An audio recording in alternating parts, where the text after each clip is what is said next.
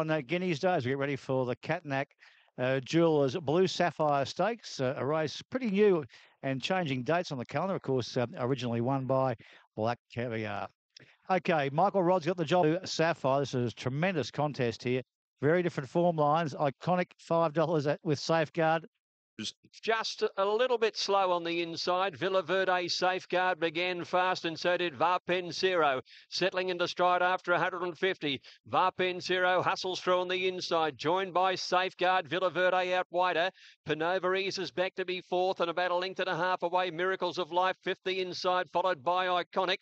One further back is Lion of Belfort, being followed then by Diamond Oasis, who's second last, and Go Again at the end of the field. Villa Verde did a little bit of work, but had the lead down the side. 600 to go, a length in front of Safeguard. Varpensero. One further back, Panova. Miracles of Life needing a bit of luck now, followed by Iconic. Lion of Belfort, Diamond Oasis. Go Again last as they cornered. Villa Verde around the bend in front, will straighten three-quarters. Safeguard shaken up second, followed Varpensero. And then came Panova. Miracles of Life trying to find a way through to the 200. Still Villa Verde from Safeguard. Varpensero can't quite get a crack at them, and Miracles of Life climbing over their backs. Here's Diamond Oasis swooping home. It's Villa Verde in front, but all out. Safeguard, and now the Lion of Belfort bursts through, and he wins well. Lion of Belfort from Safeguard. Photo third, either Varpensero, Diamond Oasis, or the weakening Villa Verde. Miracles of Life just went to the line without a run. Followed further back. Well, there's a ride. Have a look at that Apprentice School. That is a brilliant ride on a promising horse. He just picked his way through. It was a pretty busy stalls for the running of race number 2, the Sharp by connections there by Statue of Liberty, and that was the same bloke who built the Statue of Liberty. In brilliant fashion at the moment, and this horse has got a serious future too. Where he goes to next is the aim. Coolmore's the aim. I don't know if you get there, but he's what? He's going places. He seems to be. He's won 3 out of 4, this horse, Lion of Belfort. Every time they step him up in class a bit, he keeps answering. He's a really nice horse. He's done the job. Okay, only 9 minutes to go. The running of race 4 here today. This is the Group 2 Scalacci Stakes.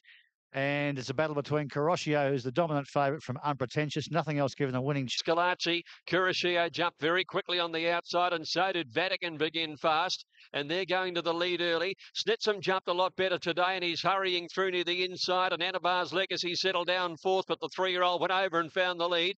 They're 3 Pago Rock, Unpretentious, Wonder Broken, and Smack Down. Caroscio in front. He hasn't been able to cross to the fence, though, at the 600. And now Snitsum drives up along the inside and joins him. 2 lengths in front of Vatican, gets a nice trail. 1 Anabar's Legacy. Unpretentious, the fence, about 5 off the leader. Followed Pago Rock, and 2 lengths Broken and Smackdown on the corner. And it snits him against the fence. On the outside, Caroscio, the favourite.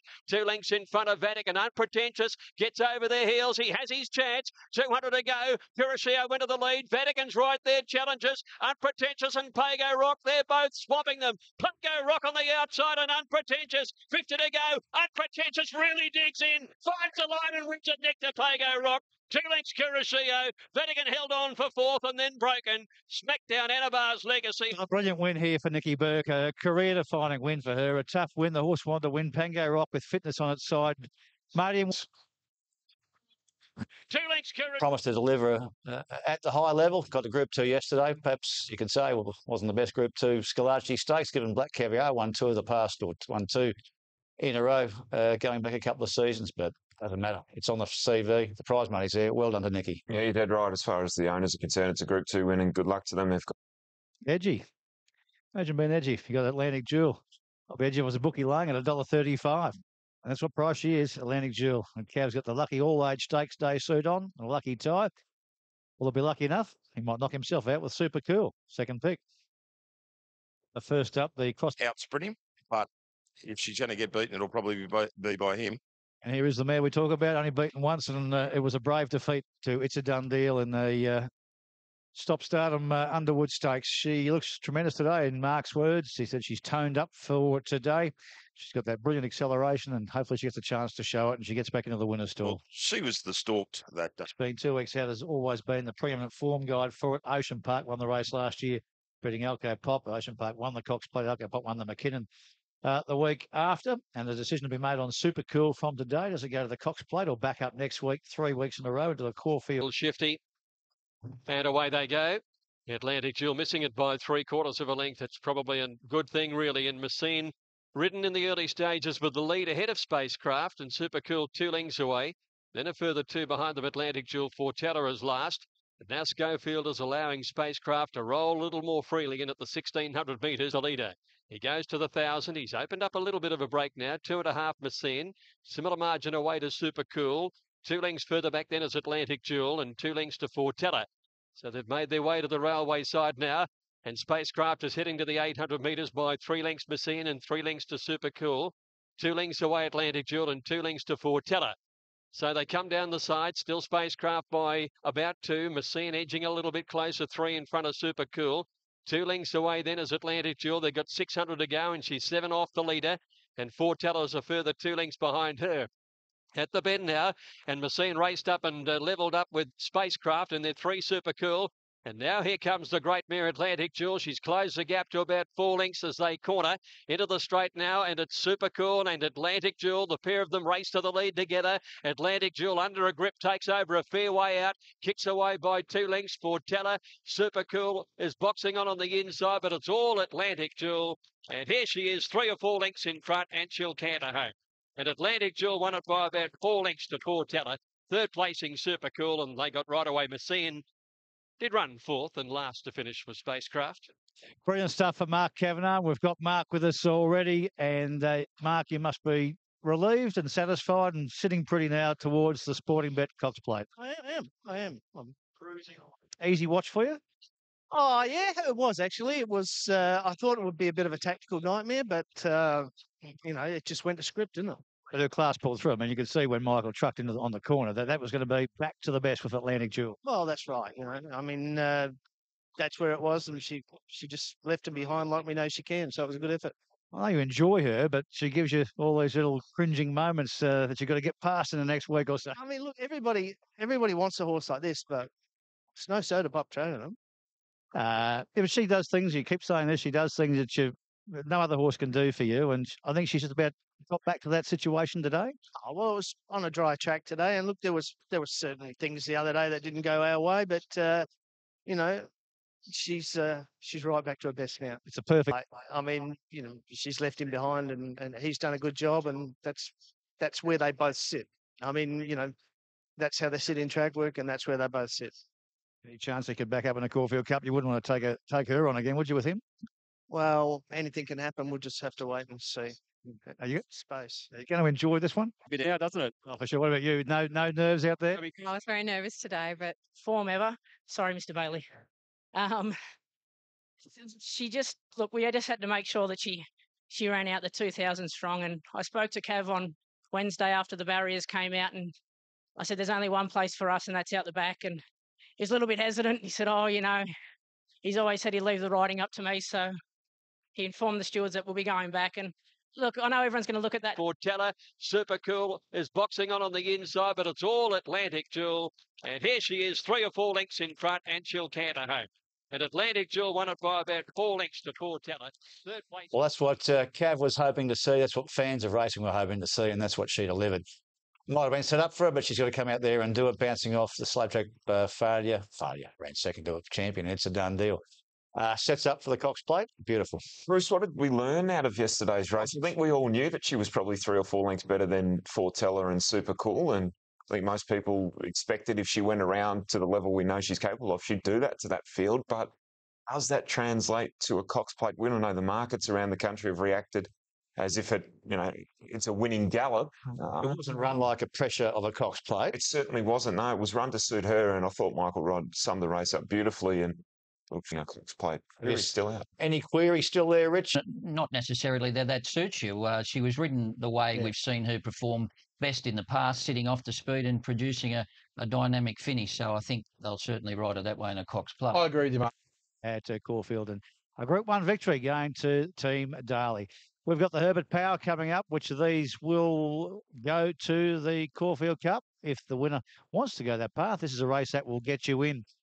Pretty spirited betting here. No clear-cut favourite. It's Sea Moon just at this stage over Kazampour.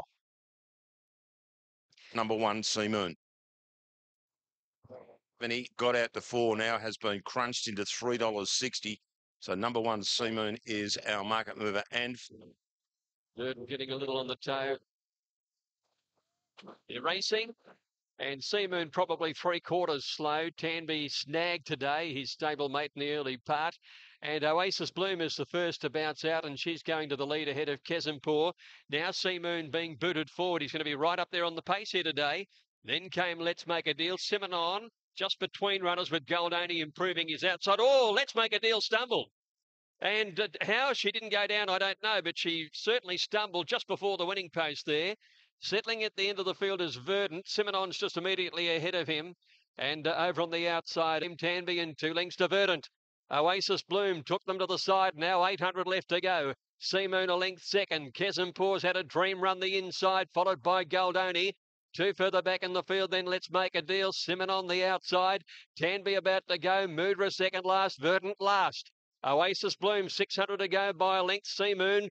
Bowman hasn't asked him for the supreme run yet, followed by Goldoni. Simonon starting to work into the race now, and Tanby off the track making ground. Kezimpur just has to wait on a run as they come around the turn. So it's Oasis Bloom from Seamoon. Simonon coming on the outside. Oasis Bloom turned in front. Seamoon challenging. Kezimpur getting over heels. Simonon down the outside. Still Oasis Bloom. Seamoon gradually getting there with every stride. Simonon joining in on the outside of them, and Let's Make a Deal. Seamoon got to the front from Oasis Bloom. 50 to go. He finds the line, Seamoon, by a half a length. Oasis Bloom. It might have held second. Simonon's up there, and Let's Make a Deal. The horse who nearly fell is running 4th on the rails. Kezimpur didn't quite finish it off late. Then well, a busy finish here, but they won't be taking this one off Seamoon. The punters will be pleased with that. Heavily backed, hammered the tote here into 3:10. Took all of the 2,400 metres to get the job done today, beating the brave Oasis Bloom and Simonon, who battles on well, into the race nicely. Difficult race for him. You know, everything was stacked against him on the weights and measures. Malcolm McLaren, our racing manager, said that on figures and things that he probably couldn't win, and the way the race was going to be run, you know, Huey's had to ride him forward because obviously there wasn't much tempo in the race. So he's done so, even though last week I've actually got no problem with their decisions. Unlike most people there, I think the stewards they get ridiculed very unfairly in a lot of these instances. They've got a well, will they do a no Rizzy with him 3 weeks in a row? Seamoon, good to see him maintaining his form, improving week to week, and that's what he's probably going to have to do next week if he runs in the Caulfield Cup. Absolutely, probably ridden a bit out of his comfort zone as well, sitting up there on the speed, but he was dragging away from those on the line. Really liked the win. Simonon does what Simonon does. He hits the top speed and he just keeps running at it, as Karen McAvoy alluded to. He could keep running at that tempo for a long time. He'll be a top 10 finisher in the Melbourne time. He'll be a top 10 finisher in the Melbourne Cup. And Let's Make a Deal nearly fell going out of the straight the first time. Remarkable effort, Rich, to stand up and continue on like that. Yeah, we heard Group 1 coming up. Big field as the field finally makes its way into the yard here for the running of the David Jones National Breast Cancer Foundation Toorak Handicap. $7.50 the field here. Linton and Solzhenitsyn. Number 1 is 1,840 from Furlax at a bit of odds. 15 into 13. 15 into 13 for Furlax. Market mover is last year's winner, number 2, Solzhenitsyn. 750 into 6. He's taken over as favourite. Linton jumps well on the inside ahead of Centennial Park. Solzhenitsyn got away well. So did Mutual Trust, away very fast.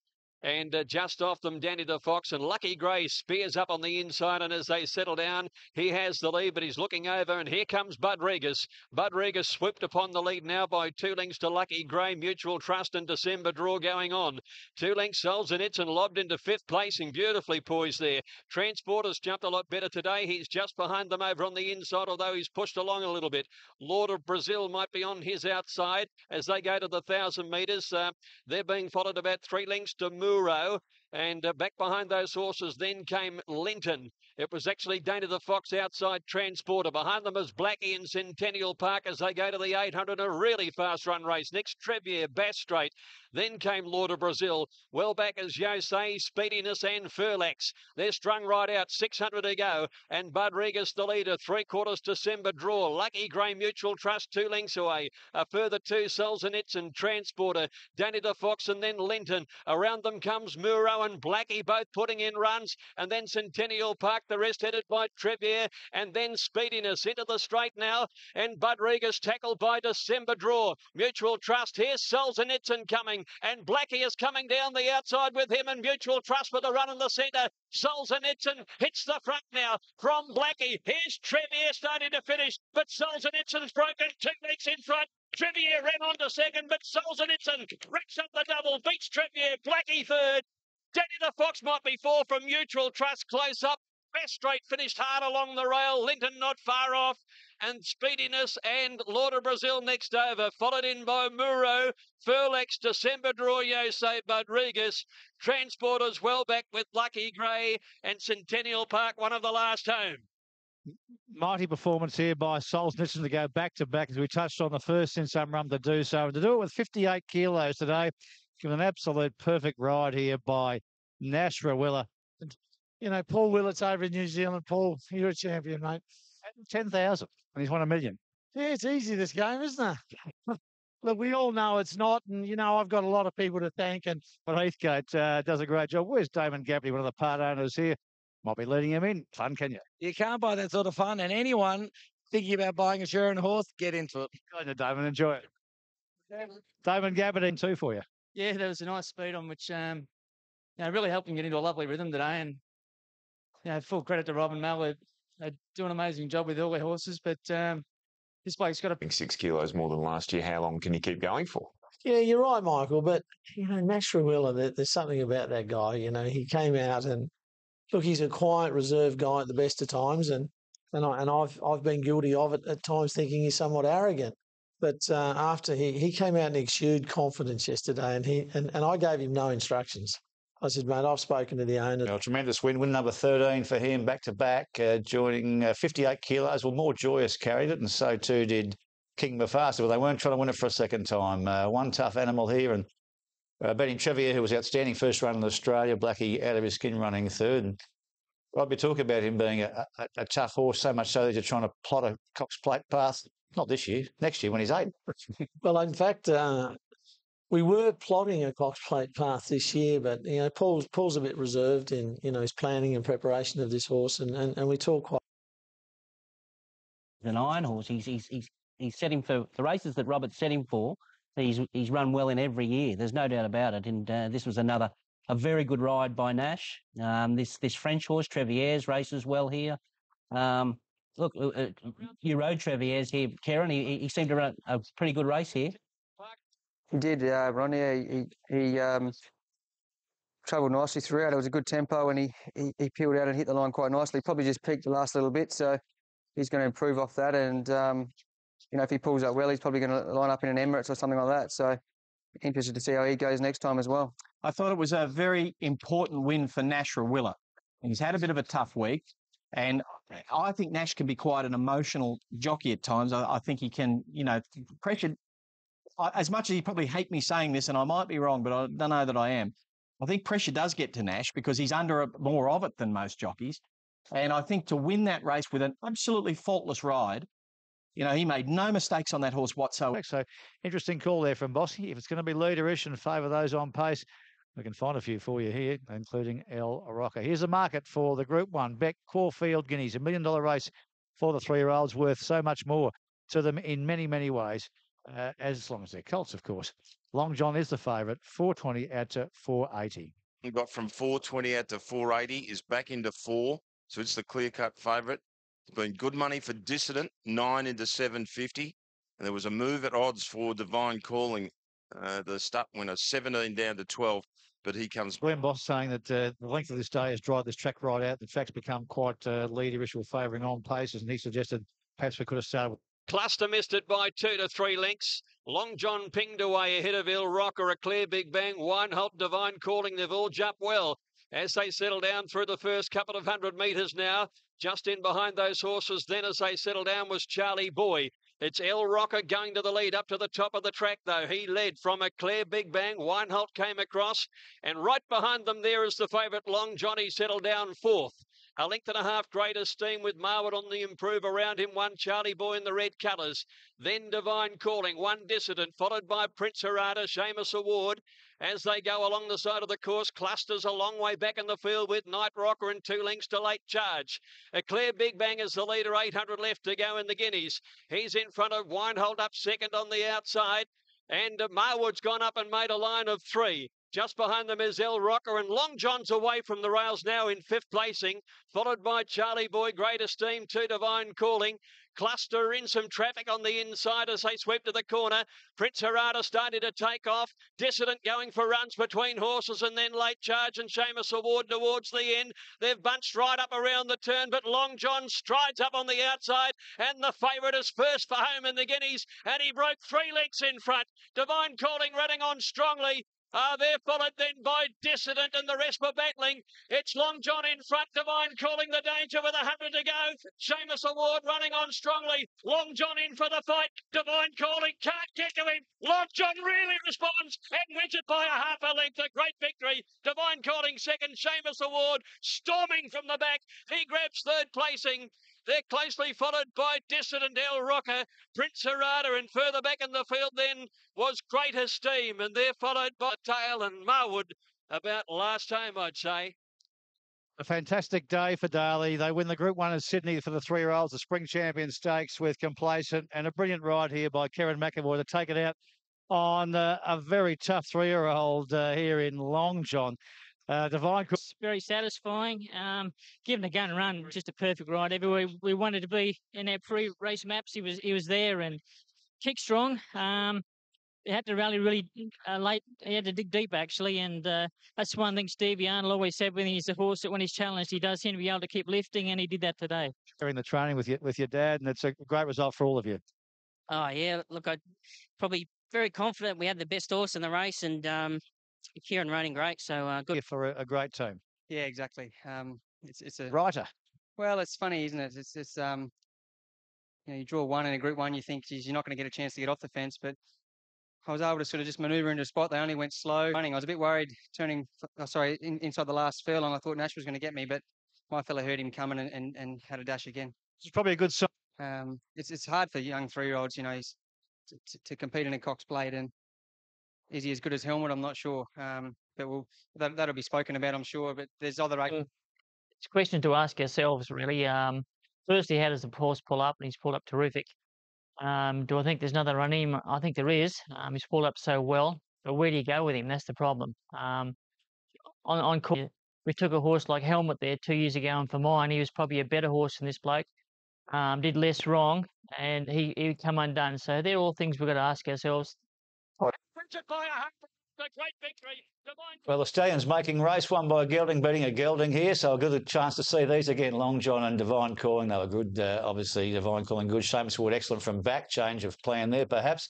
Bit of carnage on the home turn. Worst out of it was Errol Rocker, but let's not worry about what might have, shoulda and coulda. What did happen was that Karen Long John just got momentum, and you couldn't have scripted a better path in running for you. No, exactly, Bruce. It just worked out favourably that those front three just cruised clear of me early, and I was able to just angle off the bend. Angle off at the first turn and just get into a spot where I was in the running line and go when I wanted. So I was giggling at the 600, and then the horse did the rest. He heard the grey come and away he went. So full credit to the horse. Everyone wants to draw an inside barrier for.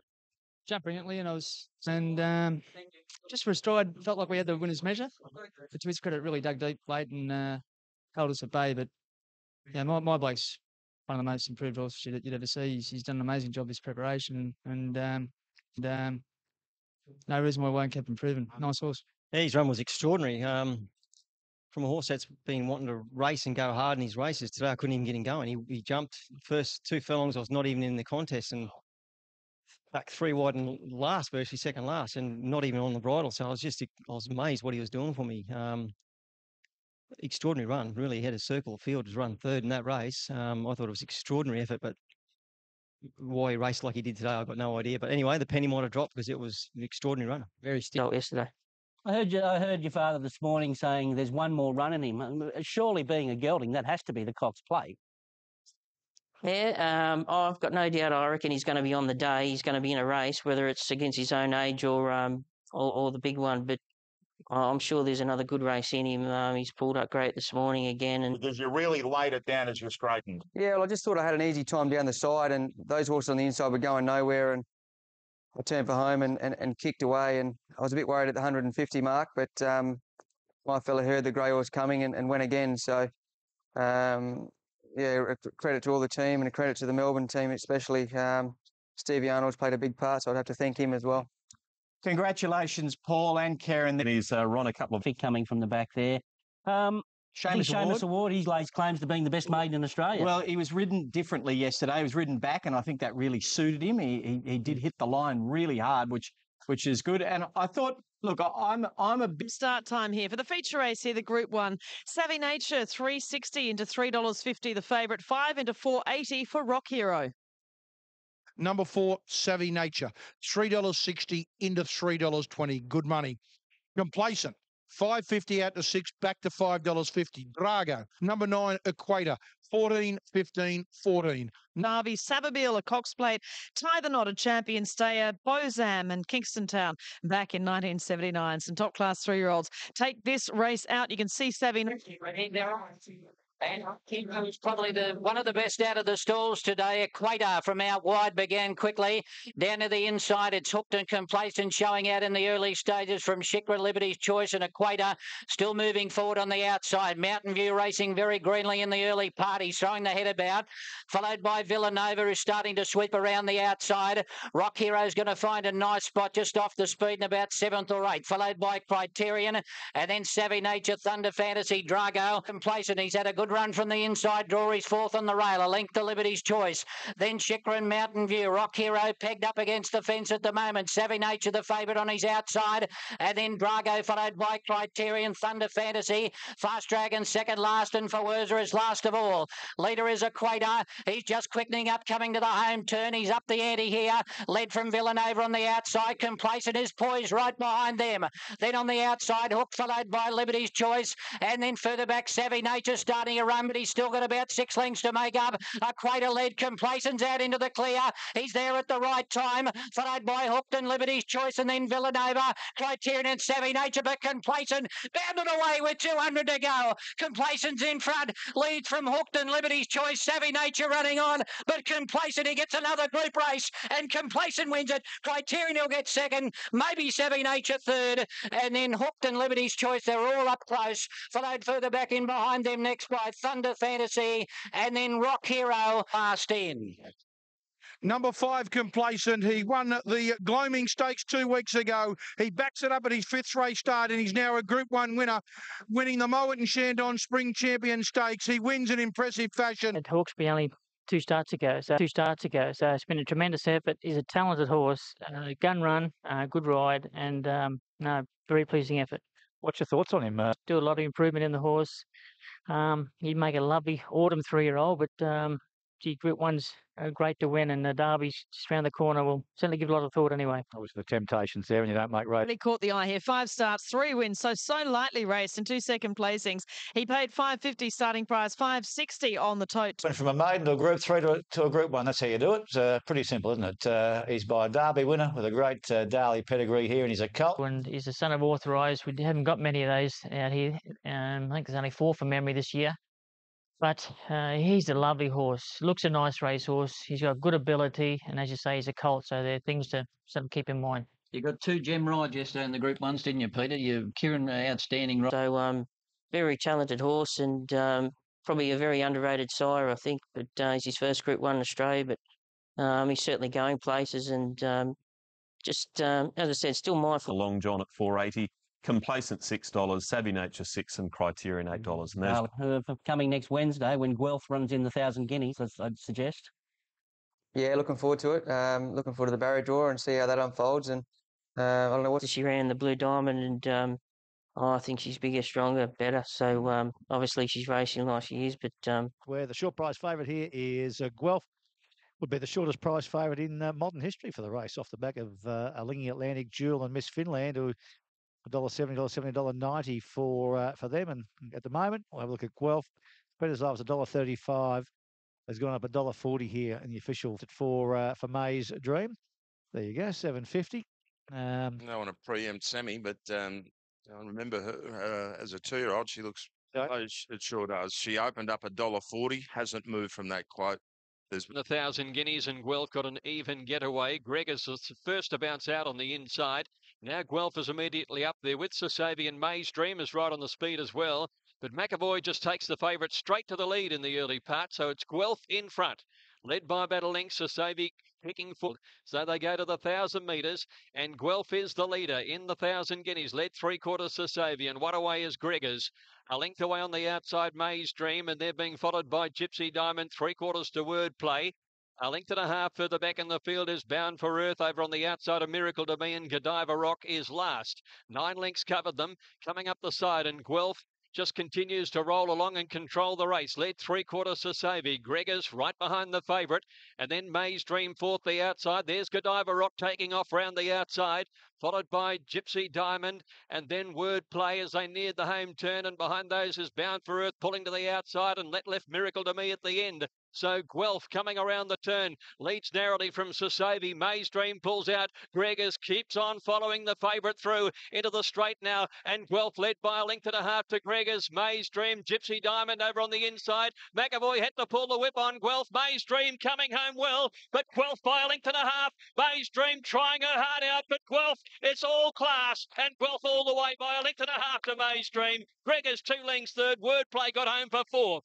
Then came Gypsy Diamond, followed by Bound for Earth, Sasavi, Godiva Rock, and Miracle to Me last home. Well, in the end, it was pretty straightforward for Guelph, but full marks to May's Dream, who puts her stamp on a possible Oaks tilt for her. But Guelph, clever ride by McAvoy. Out of Filly, I think the order might be the best we'll see her.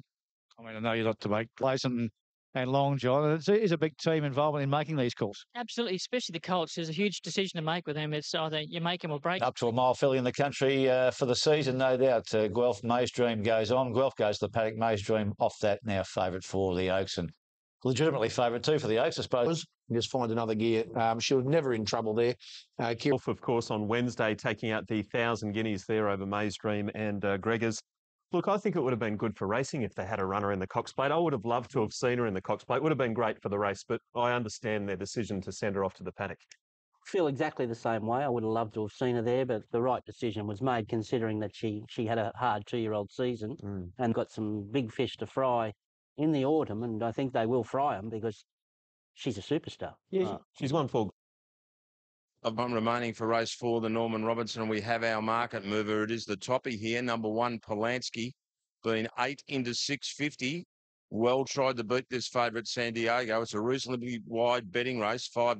And San Diego jumps evenly, brings something being really restrained early to get over towards the rail in the early part. Honey Steele's Gold was one of the first to show. Epic Saga is up there with Polanski, Rockford, and also San Diego about 4 wide, pressing on towards the leaders here today. And he's keeping on going, and he's working his way to the lead. So it is San Diego who inside as they came towards the home turn by the 600. Still Prime Fighter a couple of lengths away to the turn. San Diego by a length. Epic Saga, Honey Steele's Gold, and Polanski, who's travelled beautifully all the way. He's starting to work into it now for Bowman as they cornered. And Cadillac Mountain pulls to the outside with Orion into the straight though. And San Diego had a pretty good kick. He led by a length and a half. Polanski coming home solidly now. And these 2 favourites have broken away. Famishon boxing on next. It's Polanski getting up now, taking the lead from San Diego. He's just in front. Polanski wants to roll in a bit, but he's too strong. He won it by a head.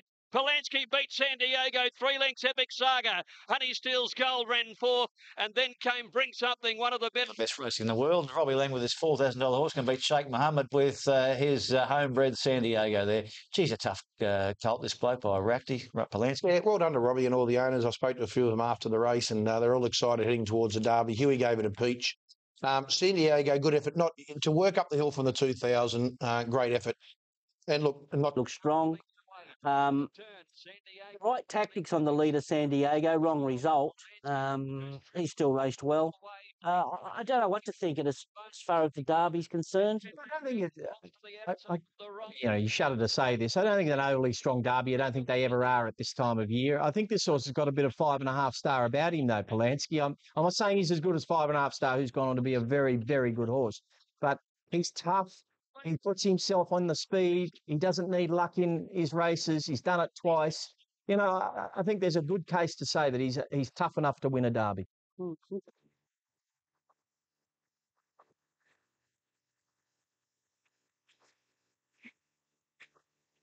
They're ready to go. They're off. Manawanui jumps well. Boban immediately being snagged straight out the back in the early part of the race. And Conservatorium is running to the lead in company with Second Effort and Strawberry Boy on the outside. Coming over wide around Pinwheel the centre and Micmac the rail. A length further back out of Cuba, being followed by Galar. Boban the favourite, second last on the rail. He'll need some luck from there, and Mr. Milton at the end of the field. Coming around the bend, and it's Strawberry Boy by a length and a quarter. Conservatorium ridden along second, followed by Second Effort.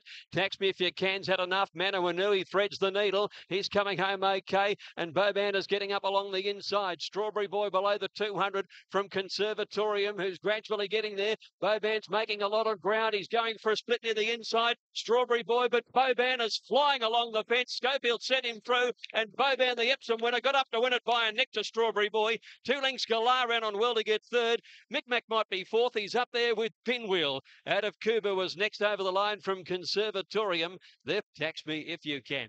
Well, on the home turn, it lost contact with the field, and there it is. The Softlister wins at the finish post. Extraordinary performance here by Boban, and a confident ride by Schofield. Strawberry Boy gave all. Galar's had no luck, but when you watch this from about the 600-metre mark, you'll say, that's it there, isn't it? That's the winner. Yep, that's it. Last, tailed off and losing contact.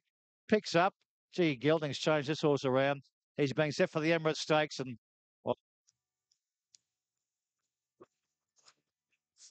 yep, good one. I think it was this one you said wouldn't go to the Emirates. Please. Get 58 there with Solzhenitsyn, and he could run in anything. It'd be. I'll back it up on the Cox Plate. That was ridiculous, the ease of that win. That last 100 metres when it was clearly going to go through and take Strawberry Boy, that last bit. It was as soft as you'd like to see, and Strawberry Boy was flat out keeping up, Rich. Amazing, wasn't it, Shark? And just as we rolled the replay, the reason he was just 3 lengths behind. Yeah. He just got a check and got spat out the back another 3 lengths. It was 60 kilos. He found a new lease of life. He's a serious weight for age horse next year. Chris will have a bit some trouble there too, Ron, but he was still too good. Wow, what a horse! What a revelation this horse has been. You know, the way he won the Epsom and the way he won yesterday. He's a horse that's still raw and got no race sense, and he's still getting the job done. He had 59.5. And how soft was it? I don't know that he'll ever have race sense. He's a pretty highly strung, in a race. Yeah, look, he checks himself there. He maybe got a little brush, but he does things like that. But his enormous talent allows him to put himself back in the race. I thought he was out of the race here, but it's only a matter of 20 metres once they straighten. He's back in the race again. And he got splits along the inside, but he had to do it from the back, and that's always hard to do. And he did it soft. So look, it was an impressive win. Emirates, I guess, is his next target, but he's probably going to get the top weight or next to it. It's going to be a little tougher there. There's a fine line, you run him in the Epsoms or you save him up for a Doncaster. Market for the first leg here for the Caulfield Sprint. The Perry Cutton, Perry Cutton has designed a range of clothes for the moves of the quaddy. My word. Monte jumps well with General Truce down on the inside, but Platelet began fast with Broken Pago Rock and El Magico away with a blinding start on the outside. Sharmal Winter's going to settle right back at the end of the field. El Magico doing some work at the 800, comes over and leads. Narrative from Chiara Monte with the fence, and Broken's a length away third. Wonder Piece now, and it's El Magico, a neck in front. Broken second the outside. Chiara Monte's in behind them on the fence with Platelet and General Truce cramped for a bit of room, and Pago Rock's off the course as they cornered, ready to rip, peeling to the outside, and then Sharmal Wing trying to make up some ground. Broken went to the lead from El Magico. Platelet, Chiara Monte trying to squeeze through to the inside, ready to rip, and Spirit of Boom, they're coming on the outside. Spirit of Boom and ready to rip, race up to Platelet and Broken. Spirit of Boom hitting the line full of running, and he's too strong, and Spirit of Boom by 3/4 to either Ready to Rip or Sharmal Win. Pago Rock close up, and also Platelet a blanket go. Now, Chiara Monte's missed out, but I don't reckon he... Well, a busy finish, but he gets his just desserts in Melbourne this afternoon. Another Queenslander here, Spirit of Boom. He's been most consistent in trip. It's picked from the yard, wins the first leg of the quarter. He keeps the run. Well, Tony Gollan's done a great job with the Booms, and he brings them to Melbourne, and they all run well. And finally, a decent result for them here with Spirit of Boom will be a Eureka Stud Stallion up in Queensland, like his side there, Sequalo. Shamarwin didn't get much momentum early in the straight, but that was the race that she probably could have won for the spring with the 53 kilos. I'm not sure where she ends up, but she didn't have the best of luck there. No, that was her go, wasn't it, yesterday? And she just got blocked for that. Look, it was probably only a 50 to 75 metre section, but that was enough in that race. Spirit of Boom is Bobridge. It was a good win, and take nothing away from it. Kia Monte should have won by about 4 hard held. Absolute tragedy beaten. Should have won. We count down towards BMW Caulfield Cup. This is the David Jones Cup coming up here, formerly known as the Kunji. Used to be a traditional lead-up for the Caulfield Cup. Now it's run on the same day. And the form here around Bob Ann for nearly in the day is with Spurtonic and Scream Machine. In the ring. Slow Bass Straight is a bit slow to move as well. Spurtonic, one of the first to bounce, though, in the black and the red colours. He's up there in company with Garud, Honorius. And Martelletto for Jim Cassidy is kicking forward on the outside.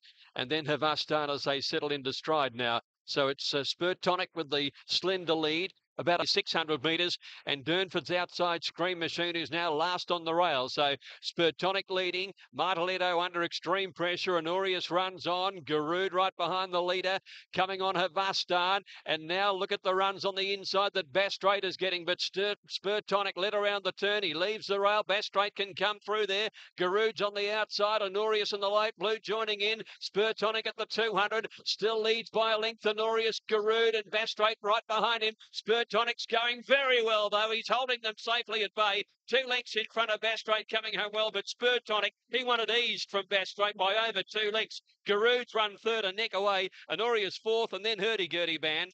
Wow, that was too easy, wasn't it? We saw the form stuff. Lovely gallop and terrific win. Absolutely. There's your interim dividends running up. 2 lengths. The trainer will win out. I'm Rich Gay. Yeah, look, I think he's a very promising 1.5 mile horse in another 6 months. I just don't think he's mature enough. He's just a horse that just cruises at his nice even tempo, and he just keeps going. He never in doubt yesterday. His run in the Epsom was terrific behind Boban, getting beat a length, and I suppose ridden a bit more aggressive. Perhaps he would have been the one to beat in the Epsom, but form out of the Dark Stakes. And here's the market, and this is your typically open mares race with Red Tracer for Chris Waller, favourite from Perron. And Bonetta, that's Sydney, New Zealand, Queensland, South Australia, Sydney. Any Victoria, what the marketplace is. Red Tracer 420 into 4. Perron 440 into 420. And Ava's Delight missed the start by 2 lengths, and Xanadu, You're So Good, Maltabene go back as well. Kunamu, Pickabee bounce away with Perron, and coming over now, Steps in Time. So Steps in Time runs to the lead ahead of Kunamu, Pickabee third, and settling fourth, Perron, and Red Tracer's trapped 3 deep on her outside, pressing on. 2 lengths to My Benz, Rose Pat, and Steps in Time, roll clear. 2.5 lengths in front of Kunamu, 1.5 lengths to Red Tracer, now third ahead of Pickabee and Perron. 2 lengths behind these, My Benz on the inside of Rose Patton, and then Bonetta Ava's Delight as they sweep near to the home turn, followed by Flying Schnitzel, Fire Up Fifi. 12 at least away from the leader from You're So Good, High Bell, Xanadu second last, and Maltabene. Steps in Time has strung the field out and led by a length. Kunamu stalking 2.5 in front now from Red Tracer, who started to come home well ahead of Perron, and then Pickabee. It's Kunamu who claimed the lead at the 200. Red Tracer eases over her heels now. Nash says go, and away she went. Red Tracer claims the lead, sprints away from Kunamu, and it's all Red Tracer, a brilliant winner by 3 lengths to Kunamu. Ava's Delight grabbed third ahead of Steps in Time in a photo. Then You're So Good and Fire Up Fifi, who finished well. Perron weakened in the run home from Bonetta, Highbell, Maltabene, followed further back. Well, Chris Waller proving class, wins out again here. He had Baban earlier in the day, and now Red Tracer gives him 2 as he warms up to attempt. As we count down to the Caulfield Cup. Well tried on track. She paid $3.90 on Super Tab. Started that as well. First 4 still paid $26.8. Delight grabbed third ahead of. There's too much class there, Red Tracer. She's come back as good as she went out. She already Group 1 winner. Chris, you said to me yesterday you don't think Chris will run in the Mire. Maybe that was a bit of theatre. I hope she does, because she'll be winning that. Yeah, I think she will. You know what? That win in Brisbane, Bruce, has done her the world of good. Yeah, that's right. She's just got that killer instinct. And you know what the biggest bonus is, Shark? I thought she was a wet tracker early in her career, and certainly her stats said that. But that's been turned around late in her career. She's still firing, trying her hardest. I thought they worked her a little bit hard. I think Jim Cassidy on Perron made her work a little bit harder than perhaps Nash wanted to work on her. And I thought, oh, you're chasing a hot speed here. You're really vulnerable with a big weight. When I say a big weight, she only carried 3 kilos more than the bottom weighted horse in that race. The conditions of that race made it ready-made for a top mare like her. And look at this. This is where she's impressive. When she goes, she put 3 lengths from them in the space of 100 metres at the business end. I think she's in top form. She's a star. She puts in every campaign. It's her first Melbourne win. She hasn't had much luck in Melbourne in the past, but oh boy, she probably deserves a crack at the mile. Whether that's her best distance, I don't know. She's never won beyond 1400. Yeah, she raced well in a Coolmore at 1500. She at this stage of her life, she deserves a crack at the mile. It's the way she's going. Where else do you go? I suppose. Perron disappointed me. Is the weights, isn't it? Green Moon and Sea Moon. We're expecting one of those to run, most likely Sea Moon. Well, it's just fascinating what Lloyd's going to do with all these. He's got 5 top comes out. Correct. Look, and I think you've got to say that Green Moon probably won't run. Okay. Now, the bottom list here, that 5 at the bottom, if we say that Green Moon's out and Super Cool's out, which we believe to be the case, one of those at the equal 17th there will miss out because there's 4 spots only for them. And you think... That's Spanish, isn't it? I don't know. Well done. And the key aspect of that interview was the horse main target, BMW Caulfield Cup before the Melbourne Cup, not the other way around. That's the main target. Hawkspur's the favourite from Royal Descent. Waller and Waller at the top here. Roger Jones from New Zealand and Jetaway, shortest of the locals here for David Hutt. To take a guide from this and not just trusted your own instincts. Faulkner 12 into 11 in the last minute or two. Moriarty from 31 into 26. But the solid market, and it's hardly any surprise. Caulfield Cup favourites usually get out. They come up a bit higher on the tote, and the bookies get a bit generous. They put up $5, left it there for a while. It's been taken. It's into 460. It's starting to trim on the tote as well. It's our market mover, the favourite, number 12, Hawkspur. And just a... They're down behind the line now. A few of them just starting to feel the heat just a little bit. Dear Demi's been sweating a fair bit down at... Ready for the cup. Guts up back there off. Hawkspur began well. Glencairn Gold missed the start by a length. Dear Demi immediately shooting over their heels, and so is Hawkspur. Away quickly was Tuscan Fire. Ballpark is right up there as well. Second as Tuscan Fire's pulling in the lead. Managar going up. Here's Julie Ennis coming over, but caught 4 wide. Royal Descent just in behind them, followed by Killiney. Mr. O'Kieran deep next around the outside, followed by Mr. Mowat immediately on his inside, and then My Quest for Peace as they're almost pulling up, turning out of the straight. Julie Ennis working to the lead. Worse than midfield came Faulkner, being followed then by Silent Achiever. Glencairn Gold well off the pace after missing it by a length. Jetaway his outside, 2 lengths away, Dandino. Then came Dear Demi the rail from Ethiopia. Hawkspur is back second last, and Moriarty is last of all, and they're going pretty slick now as they make their way to the 1400. Julian has kicked around them and took up the running. Up second is Mr. O'Kieran a length away, and Mr. Mowat's getting a dream run. He's a length away third. To Managar, followed by Tuscan Fire, has got back in fifth on the inside.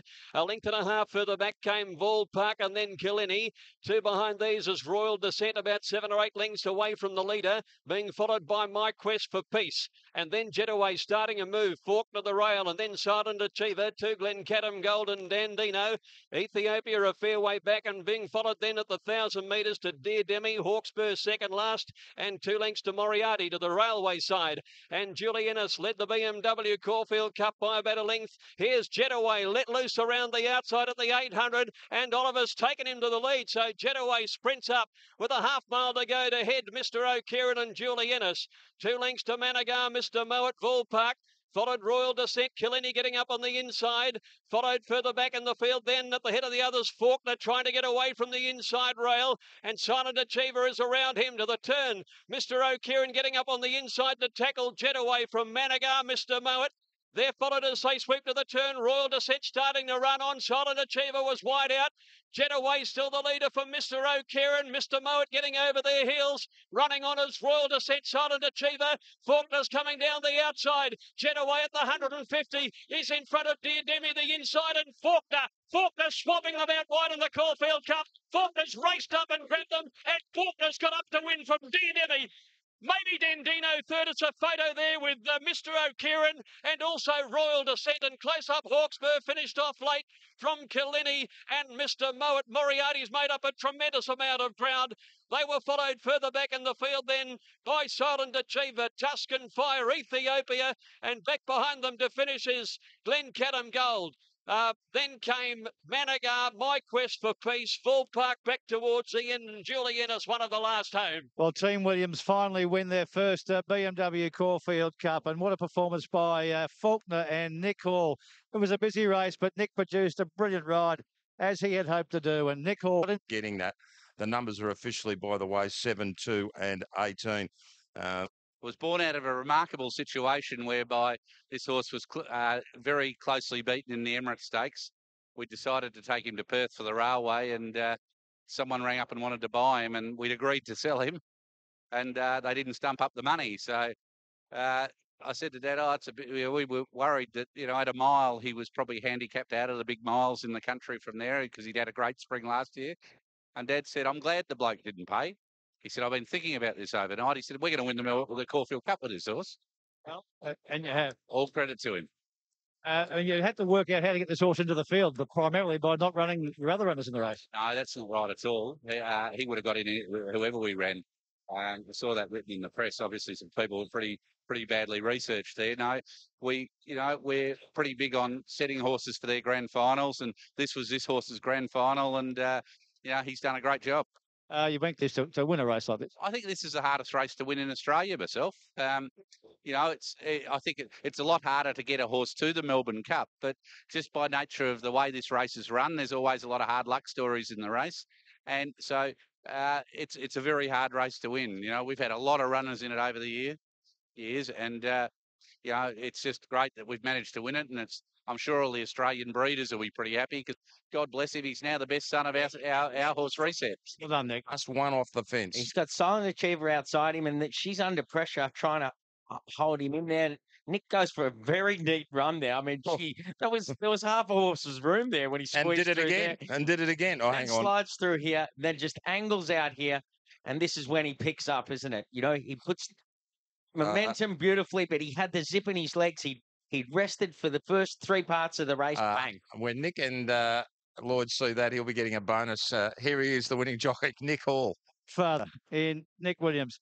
Nick, tell us about what that means to you. We got one more in the trophy cabinet that the Williams family don't have, and I got one up on the old man, so it was an important one. I mean, you've thought about it a long time, and I was just loving it. I found the perfect spot. Was following Nash everywhere, and when I produced and knew that we're going to be probably the strongest and the last horse sitting in the line, I knew we'd have the turn of foot to overcome. And when maybe with the spirit of the great man Andrew Ramsden, who's apparently his first horse was called Faulkner. That's true. He helped Nick Hall along the way, and Nick gave the horse a wonderful ride, and it was terrific. It's amazing story. Records at flat type level, staying races, and I'm talking the last sort of 4 or 5 years, that your father's probably got the best record now of any conditioner of stayers in Australia. What is it that he does, or what does he look at differently compared to other trainers or mentors? I don't think he looks at anything differently. I think he looks at everything much more deeply, and he's worried about every detail. It's the 1%ers. There's no one single answer to anything. What happens is that we don't leave any stone unturned to try and make sure these horses are prepared to the absolute maximum for their targets. Well, here's your record, your dad's record in these races, and it is pretty spectacular, isn't it? Yeah, it is, it's a great credit to him. It's Sidon Faulkner swapping them out wide in the Caulfield Cup. Faulkner's raced up and grabbed them, and Faulkner's got up to win from Dear Demi. Maybe Dendino third. It's a photo there with Mr. O'Kieran. Well, one of the great Caulfield Cup winning rides to Nick. Well done to Nick. Got it totally right there in a spectacular race. We'll show you the full stewards footage shortly. This time last year, Nick, you were going around in 1400-metre races, second in an Emirates, and a year later, the toughest mile and a half handicap in the world. We'll get to the beaten shortly, but that just tells you that this horse is matured now. He's only into his 20th start at 6 years of age. Yeah, he certainly has. He was a horse that was physically very immature, and you can see that by the way we had to space his runs as a younger horse. And over the last 12 months, he's just really come into his own. And what made the horse was his spring campaign last year. And as I discussed before, Dad was keen to set him for this race. This was his grand final, and that's why he only had the one run in the autumn. He ran in the William Reid Stakes at Moonee Valley, ran third to Black Caviar. Probably not bad form for anything, is it? And he's really come into himself, and we're lucky. McDonald did Demi going back behind him. Now Bossy's outside. Now Faulkner goes up inside Bossy. Bossy's yellow-blue cap. Faulkner goes up inside. Bossy didn't realise that Glengadam Gold had punched up. He thought Nick was the inside horse. He rolled in onto Nick. He started, Nick finished it, and Tommy Berry and Glengadam Gold got spat out the back.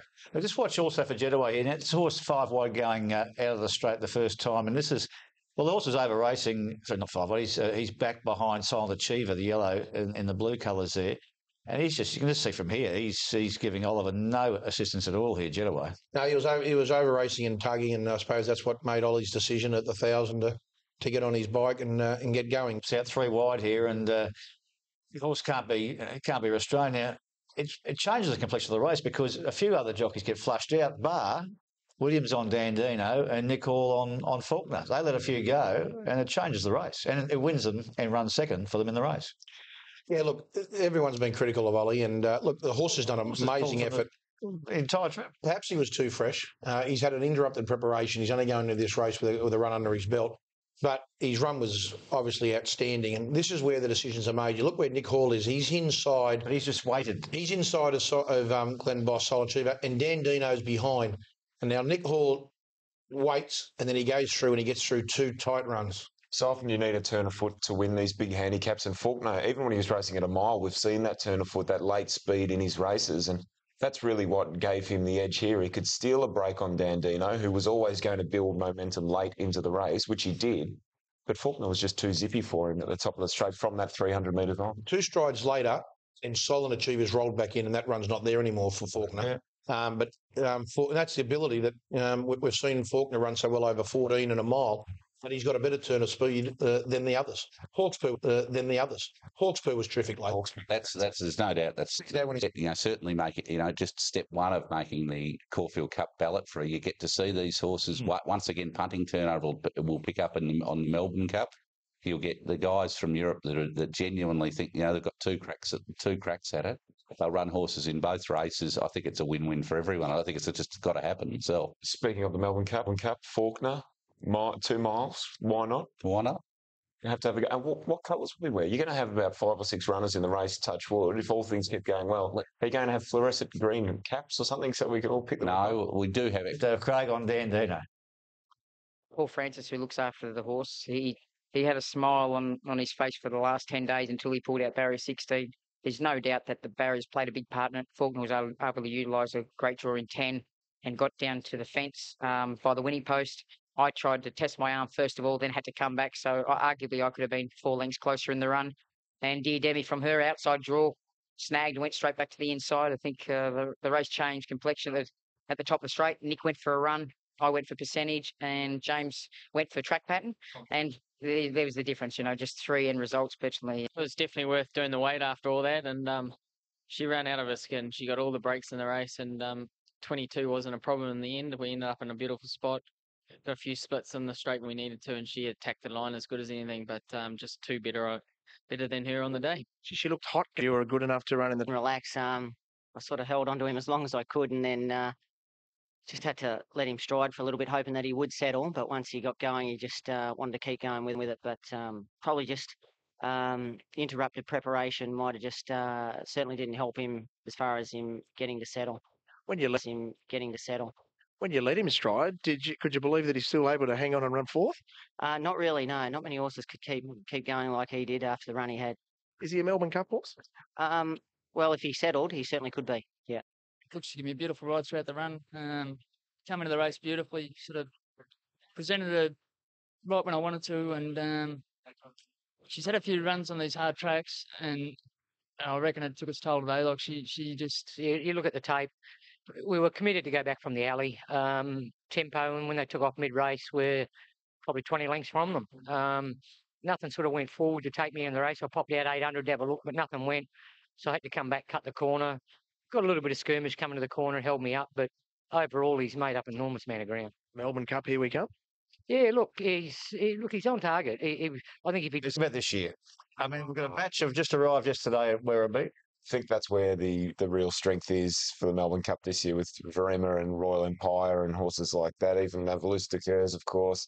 That's where the strength lies for them. Out of this race, Rich. Caulfield Cup. Out of the race yesterday. Faulkner and Hawkesbury, that'd probably be it.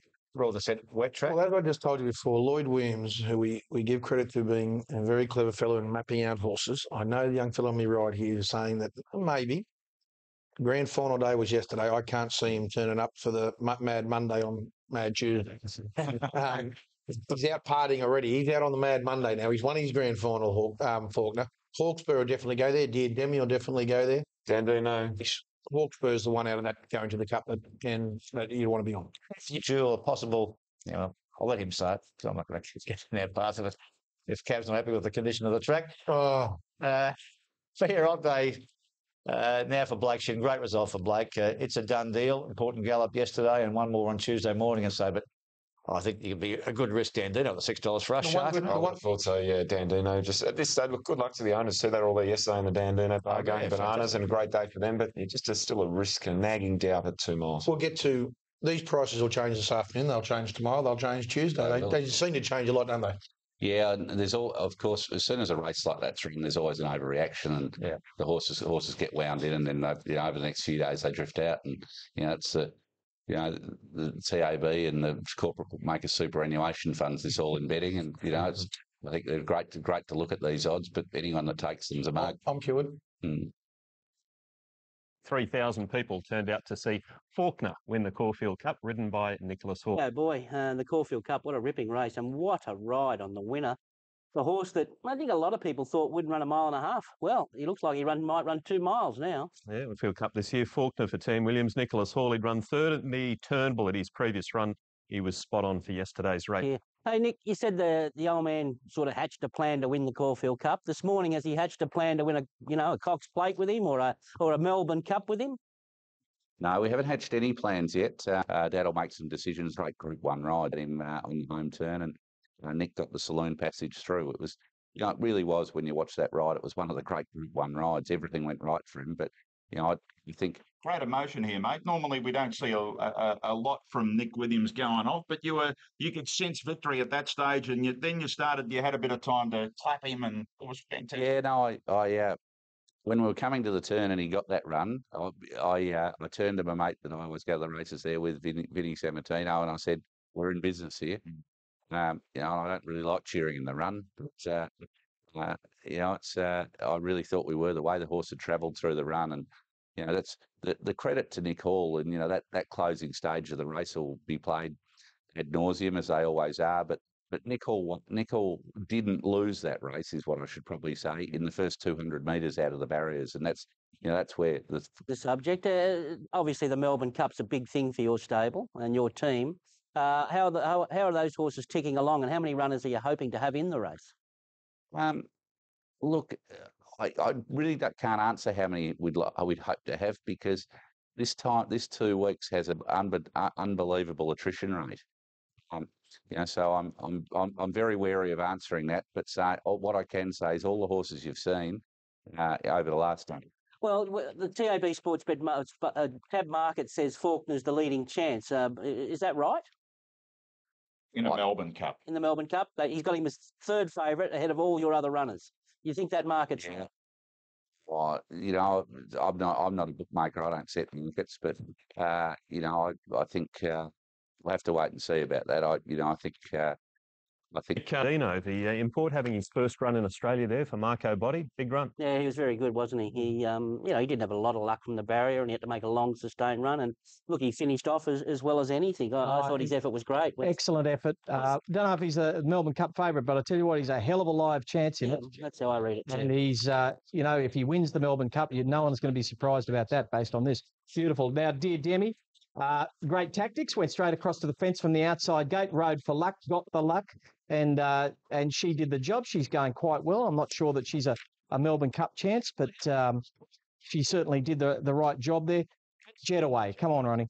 Well, it should have won. It should have won by 50 yards. You know, you don't see horses do that. I'm not saying he made a mid-race move, but the horse bolted with him. He hit the front way too early, and for a horse that had a setback leading into this race to still be fighting out the finish even at this stage of the race was an incredible achievement. I don't know where he sits as far as where he goes this preparation, but he's got to go to the Melbourne Cup, hasn't he? Well, has he had the right preparation for? Well, it doesn't matter. What else is there to run him in? Yeah, look, you got McKinnon Stakes, you got other sorts of races there. I suppose you could run him in the McKinnon and maybe the Melbourne Cup as well. Yeah, look, I thought there's no doubt he should have won the race. What about Hawkesbury? I thought he had too much to do. He did have too much to do. There was a bit of a word around that he was terribly unlucky. I'm not sure that he was terribly unlucky. He had a bit of a checkered passage, but I don't know that he would have beaten. He didn't get the breaks like a few of them got in the race. I don't think he was unlucky. And Royal Descent, I back Royal Descent. On the point of the turn, I said, this is all over. This can't get beat. But she might be a wet tracker. She might be a wet tracker. She led the winner into the race. She was beautifully ridden as well. She led the winner into the race around the corner, and she had every hope. She did seem to have every hope. Had a flat spot. Cup that's coming up on Wednesday. Just on Dear Demi, did you think it was a nice Melbourne Cup trial? Well, she did enough to say, let's run her in the Melbourne Cup. She's got 51 kilos. Correct. I don't know who they're going to get to ride her. Maybe one of the Berry boys. I don't know who can ride 51 kilos. Just one more thing on that Caulfield Cup. Every year we say you've got to look at the Caulfield Cup. That's the traditional lead up to the Melbourne Cup. I am not convinced that is the case this year, and I think the market's overreacted.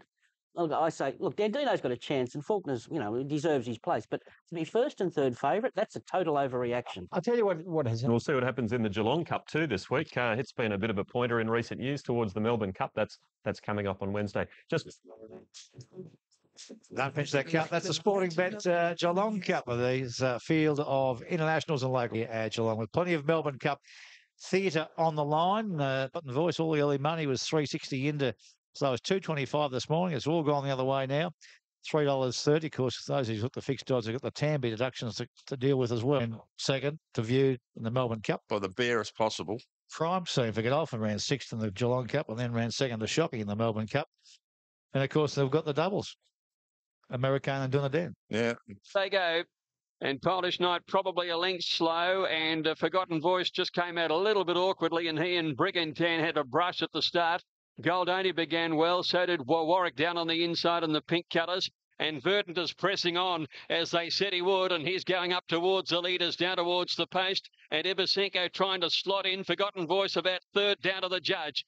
Verdant working over, is going up to take the lead towards the turn out of the straight, but he is doing a bit of work in the early stages. He has it from Goldoni in second spot, and Forgotten Voice settled down a length away off the rail, with Ibasenko working deep out the turn out of the straight. Crafty Cruiser back on the inside in fifth placing, followed by Mudra. Chucked in on the inside, and then came Warwick, Brigantan by Nick. Ibasenko second, Forgotten Voice trying to creep a little bit closer, gets to third from Goldoni. Then came Mudra starting to work home. Crafty Cruiser gets off the fence. Polish Knight behind these as they swing down towards the turn. Verdant in front of Ibasenko. Forgotten Voice coming on, and Mudra's coming on wide out. Then Goldoni and Crafty Cruiser as they swing around the turn. And still Verdant had it. He kicked away on Ibasenko. Forgotten Voice a little flat-footed early in the straight. There followed Crafty Cruiser, and Mudra starting to come home. Verdant in front of the 200 metres. A length and a half. Ibasenko starting to wind up now. Verdant keeps on kicking on the inside. Ibasenko a half behind. He's gradually getting there. Verdant and Ibasenko. They come to the line. Ibasenko went home the best. He won the cup. One by ahead to Verdant. Falling away third. Maybe Mudra from Crafty Cruiser. Forgotten Voice didn't go on. And then Warwick. Followed further back Brigantan, Polish Knight, and the distant last was Goldoni. Welcome back, Peter Moody, to the big players stall there. Ibasenko in a driving finish. Paying $5.50 and two even. Verdant $2.30, $2.20 for Mudra. Very wet track there, but Ibasenko got through it okay. They brought him out for the Melbourne Cup last year. It has been a bit of a guide to the Melbourne Cup, the Geelong Cup, for the internationals in recent years in particular. But look, I'm not sure if this is the year that the Geelong Cup winner wins the Melbourne Cup. What do you think? No, I don't think so. Look, It's a shame because I'm starting to think, well, this is going to be a really progressive race, this Geelong Cup, and it's going to grow and grow and grow. But it was just hit a flat spot this year, didn't it? Yeah, very flat spot. The Caulfield Cup winner, Moraine, a Sydney Cup winner, so they all stack up. Okay, Atlantic Jewel, no surprise in this news today, officially retired by Coolmore. Well, look, no, that's right. Everyone thought that would be the third situation after yesterday's tragic news that Atlantic Jewel had suffered a tendon injury and wouldn't be taking her place in the Cox Plate field. Coolmore have announced today that Jewel will head to England in December and be served by Galileo. So that brings to an end a fan end, I suppose, Bruce, of what was a stunning career that we never really saw the best of. No, well, we saw some spectacular performances, and this is the last racetrack vision we have of Atlantic Jewel. Should be served at Northern Hemisphere time, I presume. Is that the case with the Galileo? That's what I'm led to believe. Which means that you'd expect that the progeny would be racing under Aidan O'Brien's care once it finally makes it to the racetrack. About 3 years to wait for that. But there she is, only beaten once in 11 starts. And only beaten by a head, so it gives you an idea of what a superstar she was. A new horse.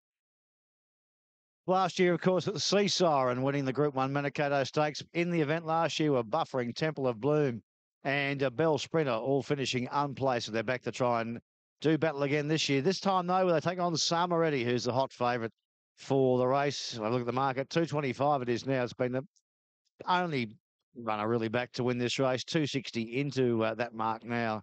Official fluctuation went up 225, and that's what price it will remain. All the main makes it for the first time international competition in the shape of Lucky 9 from Hong Kong. Casper Fowles with us, and long way from home, Casper, but you must be looking forward to finally getting this campaign underway. Absolutely. It's he's been a while, in Werribee, so he's happy here. We bought him out this. Been 7 out to 8, Lucky 9 out to double. So there's a positive for Shane. I know he thinks the horse can run the Cornello with Sama ready. Buffering's been 7 out to 8. Clearly here is Sama ready. They took 260. I think other punters earlier on got better than that. And even tonight, she's been tried. 225 into 220. Clear cut. Stand by. They're racing. Bell Sprinter about a length. Slow Moment of Change missed it by 2. Sama ready about third, last to bounce out. And Labonsa away flying, and he carves over to find the lead. Buffering went across second. Lucky 9 settled down third. Sham Express fourth, the inside, a length to Diamond Earth, a length and a half to Sessions. Bell Sprinter 2 lengths further back. Sama ready. She gives the speed 8 lengths at the 800, racing a little erratically, getting a head up. Moment of Change gets through on the inside of her. 2 lengths then to Rebel Dane, well back, followed by Temple of Boom and Aranosa last. Buffering the leader down the side. Lucky 9 a length and a half away. Labonsa now third from Sham Express. Sessions making ground on the outside, and Rebel Dane taking off around them too. Then Samaretti now in some traffic from Diamond Earth. Aranosa coming wide, and Bell Sprinter has to wait on a run. As they came to the corner, it's Buffering with Sham Express joining in. They're 2 lengths now on Le Bon Sir. Lucky 9 is next, and then Sessions. Samaretti gets into the clear, but is it too late? Buffering and Sham Express turning in front of Le Bon Sir. Lucky 9 picking up, and Sessions. Buffering clinging on from Sham Express. Lucky 9 flying. Lucky 9 to Buffering. Buffering hanging on. Buffering got his Group 1. He beat Lucky 9. Sessions might have got the third. It's a close go there. Moment of Change made a lot of ground, and Bell Spirit along the rails. Rebel Dane next over. Samaretti never really comfortable tonight. Diamond Earth followed by Aranosa and Le Bon Sir. And well back as Sham Express folds up on the run home with Temple of Boom. One of the last in. And he has finally delivered. He's got his Group 1 at last. Absolutely, Greg, and no more deserving for that man there, Robert Heathcote. Great, passionate racing man that he is, and Buffering's been denied 10 times before in Group 1 races. Lucky 9 may have denied himself one, but he'd be right for Flemington. But the story tonight's about Buffering. Brilliant, great technical ride by Damien Brown, the team this moment. Well done. Gee, Snowy, what do you say? 18 goes at a Group 1, and he gets the job done tonight in $1 million race. Man, that's something special. You knew it'd come, didn't you? Oh, well, I was beginning to wonder, who was that charging at him? I don't even know who runs that. Lucky 9 from Hong Kong. Yeah, well, they said he was the best sprinter in the world. Well, I got one better. He's a remarkable horse, isn't he? Because year in, year out, campaign after campaign, he's competed at the highest level and never let anyone down. Look, he just puts in every time, and the couple of runs out of his 30 starts that he has, and there's been something wrong. And, I've got so many people to thank. And look, now it's probably not the time to do it, but, they say this is a place where legends are made, and he's a legend for me. He sure is. I mean, he means a lot to you. We're always confident in the team, and in the horse. And, today everybody's talking so already right up. And we knew it was a terrific win last time by her. But we just thought if we could get a little bit of luck mid-race, he's going to take a lot of catching, as he always proves. So You think it'd play out like won something else, didn't he? There it is, Buffering, the winner here of the Sporting Bet Manikato Stakes, beating Lucky Nine, who was brilliant, and Sessions. 7th. Great call by Greg Miles there, and summed it up in those words. He got it. Lucky Nine, fantastic, obviously, heading towards the VRC Classic, as it's now known. But Buffering, that middle section there, Rich, the difference for defeat or success. Yeah, never begrudged him winning the Group 1. He'd been so close, and to Robbie Heathcote and all the team. But, just when Shem Express went around it, Lucky Nine couldn't pick up and go. And that was where, it probably cost him the race, because he then had to wait for Shem Express come around its heels and got so close. I tell you what, he's going to be hard to beat at Flemington, though, isn't he? If that was him at 80% fit, and that run a little clean out there and a bit of just match practice again, just getting the legs moving. I know they all say 80%. As I reckon I've said a few times, I think he was 95. They go up 95, 96, 97, 98. Any horse 80% would run last. He had improvement to come. Good on. And this bloke, another bloke who's a star rider, Damien Brown. Looks great. Yep. No, well done to Buffering. What'd you make, Semaretti? She's put up score. Internal bleed. She's out for the spring. The term now is pulmonary hemorrhhage. Okay. Internal bleed. So, she goes to the paddock off that. Yeah, and those at the back now. He's run a blinder. Just hit a flat patch at 400 or 350, and when Stevie got around him, put pressure on him, I sort of lost the length there, and sort of cost him winning. But you see when he does in the straight, he never gives up, and he just fights all out of the way. He's a courageous little horse, and he deserves the win. Well done, mate. Good. Yeah, but he's just, he'll be fitter for the run, and be very hard to beat the Patnack. Magic night for the connections of Buffering taking the Manikato. It was his 18th try at Group 1 level. He finally broke through. And his trainer, Robert Heathcote, is joining us from Doomben Racecourse this all along. But were you starting to wonder if you'd ever see the day where he'd actually win one of these Group 1s? Oh, for sure. You always wonder about those things after so many near misses. And, he's not getting any younger. He's 6 years old now. But, he invariably goes to the bottom of the tank every time he races. And we were hopeful that one day, we'd have that slice of luck or good fortune go our way. And, maybe with a run of Lucky Nine and, hitting that flat spot, we were probably a little bit lucky. But I think Buff was due a little bit. I agree. Winners who fluke a Group 1, never win another one. Your horse has been competitive at the top level for 3-4 years now. I think he thoroughly deserved it. How do you keep him interested in it? Oh, Richard, he's just one of those rare animals that every time he races, he just gives you 100%. He goes to the bottom of his tank. He generally knows he's had a run because he's raced against some of the best, from Black Caviar, Hayless, Sepoy, Fox Wedge. It's Seasiren. It's a long list. And, when you keep getting... Tonight, mate, it's now Sunday morning. It's croaky. It's nearly gone. What's going on? Yeah, there were a bit of hollering and screaming that last 50 metres, I can assure you, and certainly shortly after the race. But it was a long day. It was only a couple of hours sleep, and I had a long day back home at Eagle Farm yesterday with 7 or 8 runners. So early to bed last night and up early this morning. It's no doubt it'll recover when I can lubricate. On barrier 10 probably worked out okay for us because it allowed Damien the opportunity to cruise over. Look, we knew something would come out of the pack and make him work. And then Michael Walker on Le Bonsier, elected to grab hold of his horse, and Damien felt the tempo, wasn't all that frantic, so elected to roll forward. And fortunately, the rest of the boys gave him a breather mid-race. And as we know, he's a determined little bulldog, and he just held them off, fortunately. Rob, the rest of your Melbourne team, they look to be flying as well, like Solzhenitsyn. But the thing about the Manikato, there's no dominant sprinter. There were some unlucky runners in that race. There was a bunch finish. They're a good team of sprinters, but it's run-of-the-race stuff that's going to win the big ones because there's nothing... Morning, and everything was okay. And everything is good to go here. This is a tremendous race. For me, this is one of the most interesting races of the day. With not listening to me, well, there was odds on this morning. It was nonsense price. Now, the market on courses are sorting things out with support for others. Here as we wait for the Telstra Phone Word Stakes. Right. Good race this. Caught them in a pretty good line too. Rude Awakening being scurried out of the barrier stalls. Thermal Current began fast. It's kicking up. And also Red Magnet is pushing through with Varpen Zero. And the favourite's gone back third last, and they're screaming towards the row, back towards the end of the field. And Essential Element brings up the rear. Rude Awakening before the turn, a neck in front. From Varpensero, second the outside, and then Red Magnet. Thermal Current waits on a run and Not Listening to Me trying to work his way into the race. He's got away from the fence and he's starting to make ground. Rude Awakening with Varpensero. Red Magnet under extreme pressure. Thermal Current no run and Not Listening to Me in a bit of traffic around the turn. In the straight now, Red Magnet now Not Listening to Me. He lengthens. Selectify comes with him. Selectify Not Listening to Me. Thermal Current. He rallies through on the inside and he's got there. Thermal Current has got up and won it from Not Listening to Me, and Selectify has run third. They're followed then by running. All these Cox Plate jocks with important mounts hitting the boards at the underneath him, Shane. He was bolting coming around the turn. He just needed an opening, and then but he come out to the one. And he's got there. Benny Mellon there had to wait, and that opened up for Peter Moody. 70 outs until there yesterday. Peter Gordon. On the undercard, it's not really an undercard race, is the Mitchelton Vars. This is the lead up for the 3-year-olds towards next Saturday's Derby at Flemington. And Savvy Nature from New South Wales runs the favourite here from Tips and Beers on the track there. It's upgraded to a good 3. Yeah, it's up to a good 3. I haven't seen any Evan 5. It was better than that yesterday. It's our market mover here for race 5. Number 1, Savvy Nature.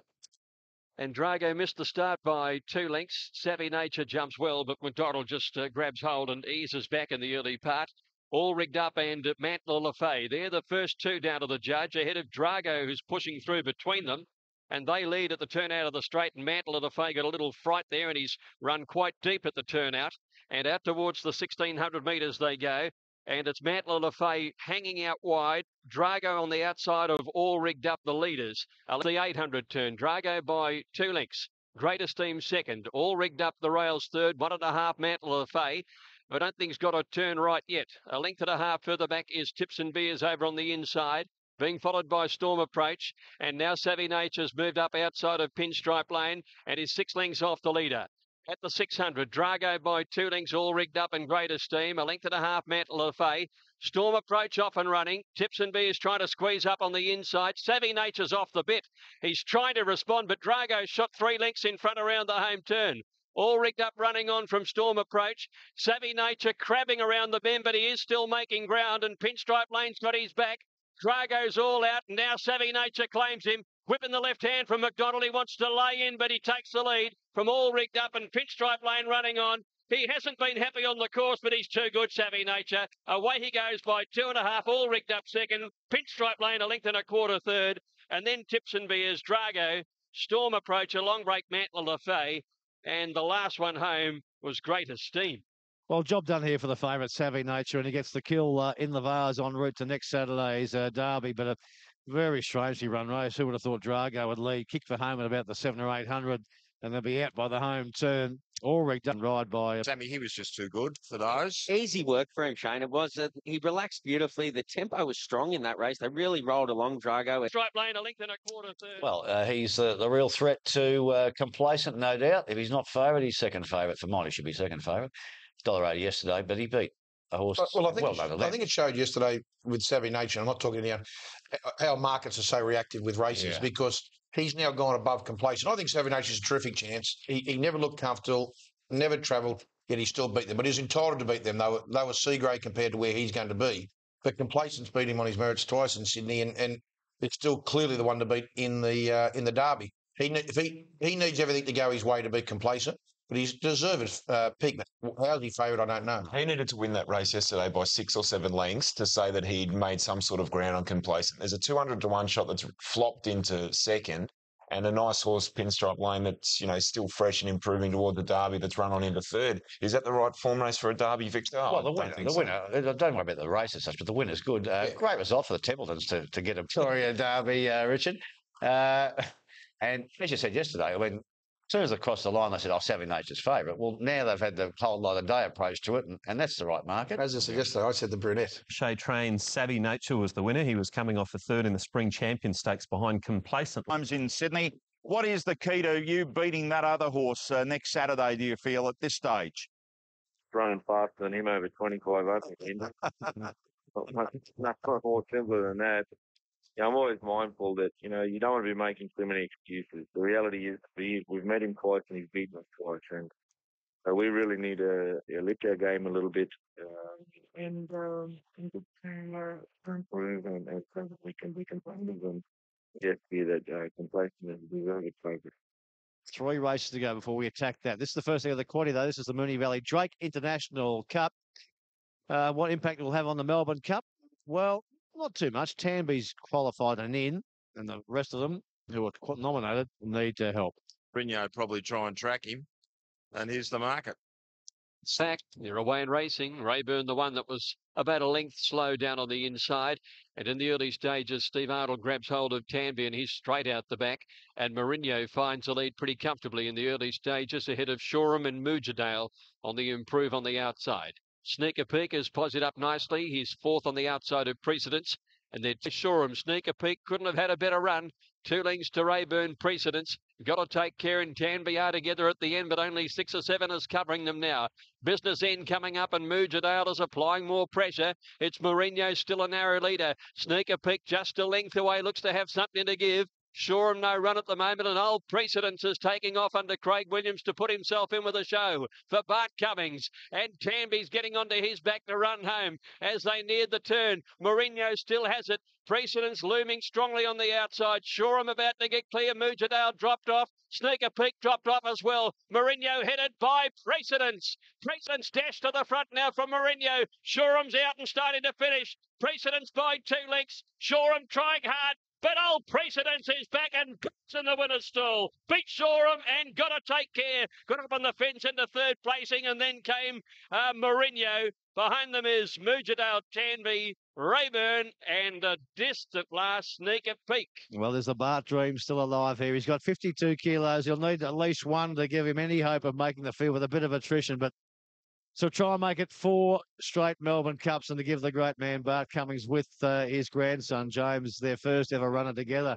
Going to be starter number. Finished a long way behind the second last horse, and Tanby just battled when he tried to get the back. Well, penalty announced tomorrow. A kilo probably wouldn't get him there, but we'll know a little bit more. And we'll have a field for you a bit later on to tell you where Precedence sits at the moment.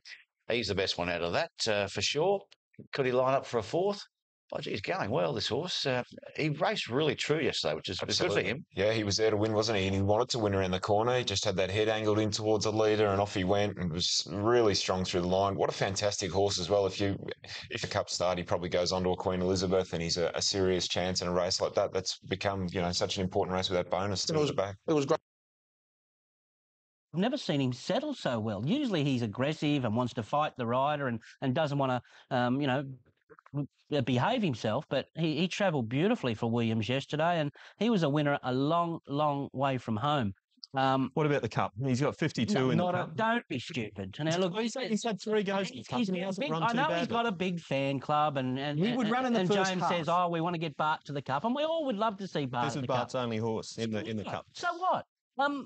So what do we do? Give him an invitation to No, run not it? at all. He's had about 4 goes at it, He's hasn't had 3 goes. He ran 8th. Do you think we should give him a penalty of 1.5 kilos? He's finished in the first 10 every time he's gone around. Yeah. And he would do it again. Do you think there's upside to this horse? But I think he'd run in the first 10 again because he's tough. What horses? If we give him 1.5 kilos, what place does he take? Who does he kick out of the Cup? I don't care.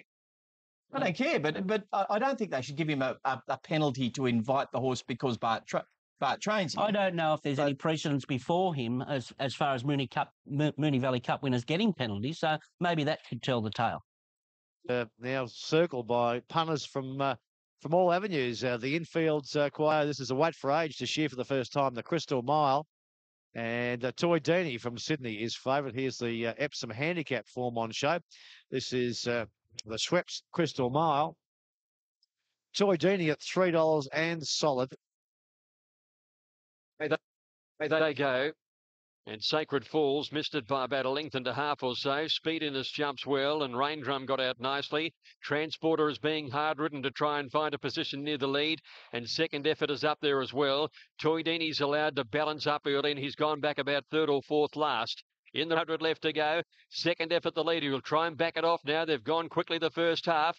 Led by a length. Raindrum popped off the fence second. Speediness on the rail. Malavio working around the outside, doing it very hard. They're followed by Transporter in the lime cap. A length and a half. Sacred Falls down on the inside, followed by December Draw. Two to Toy Denny, who's outside Blackie. And Lord of Brazil a further length and a half away. By the school, they're nearing the 500. And second effort by a half to Raindrum Malavio. Speediness has had a good run. He's right behind them in the white blinkers from Transporter December Draw. Here comes Toy Denny ripping around the outside, and Blackie is saving ground, getting up on the fence. Raindrum takes the lead, but Toy Denny is coming home hard on the outside, and Speediness got the split, and the favourites are out after the leader. So it's Raindrum grabbed by Speediness. Toy Denny down the outside, and Sacred Falls coming. It's Speediness in front of the 100 from Toy Denny and Sacred Falls. Speediness by a neck nearing the line. Toy Denny drove at him. Got him, I reckon. Give it to Toy Denny just in a photo from Speediness and Sacred Falls. They're followed closely by Raindrum Blackie.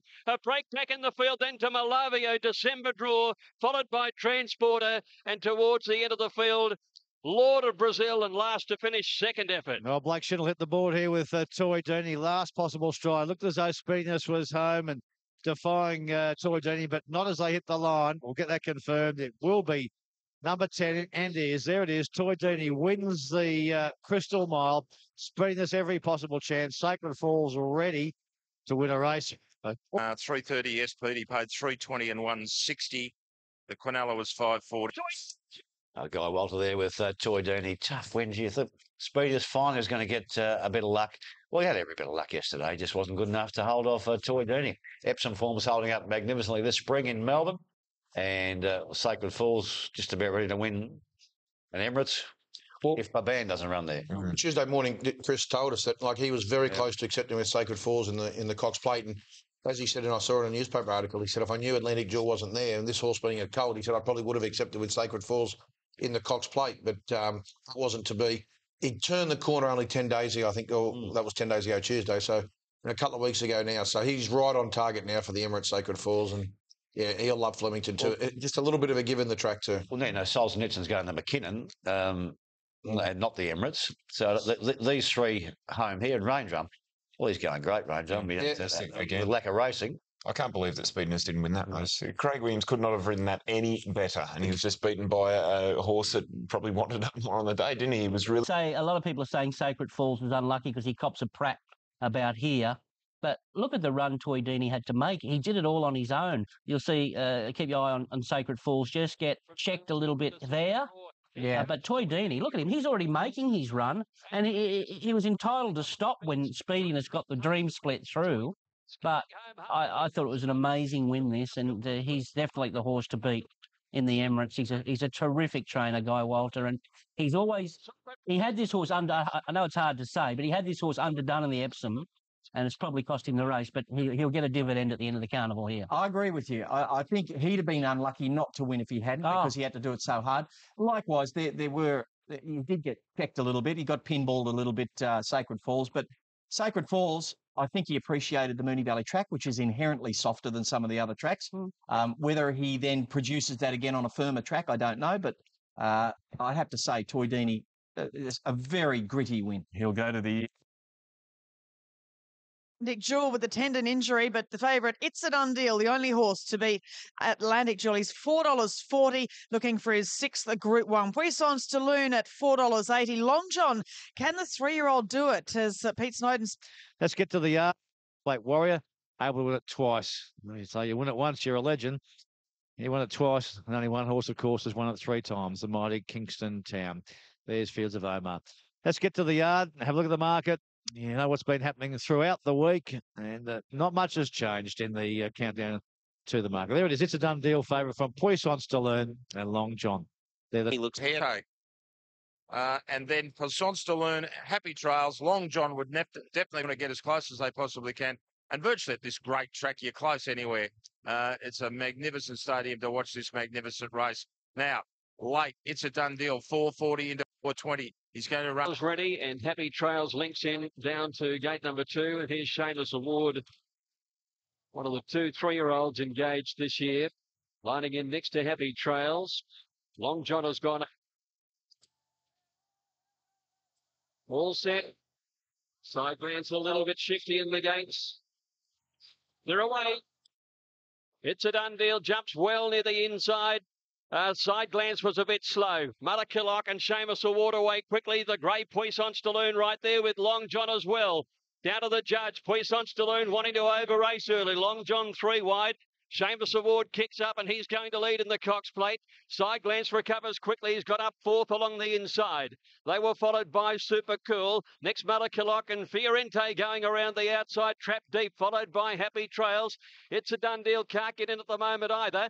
They're being followed then by Rekindled Interest. Fortello along the inside. Sevilla's out very wide from Mars Marvel and Green Moon is at the tail end of the field.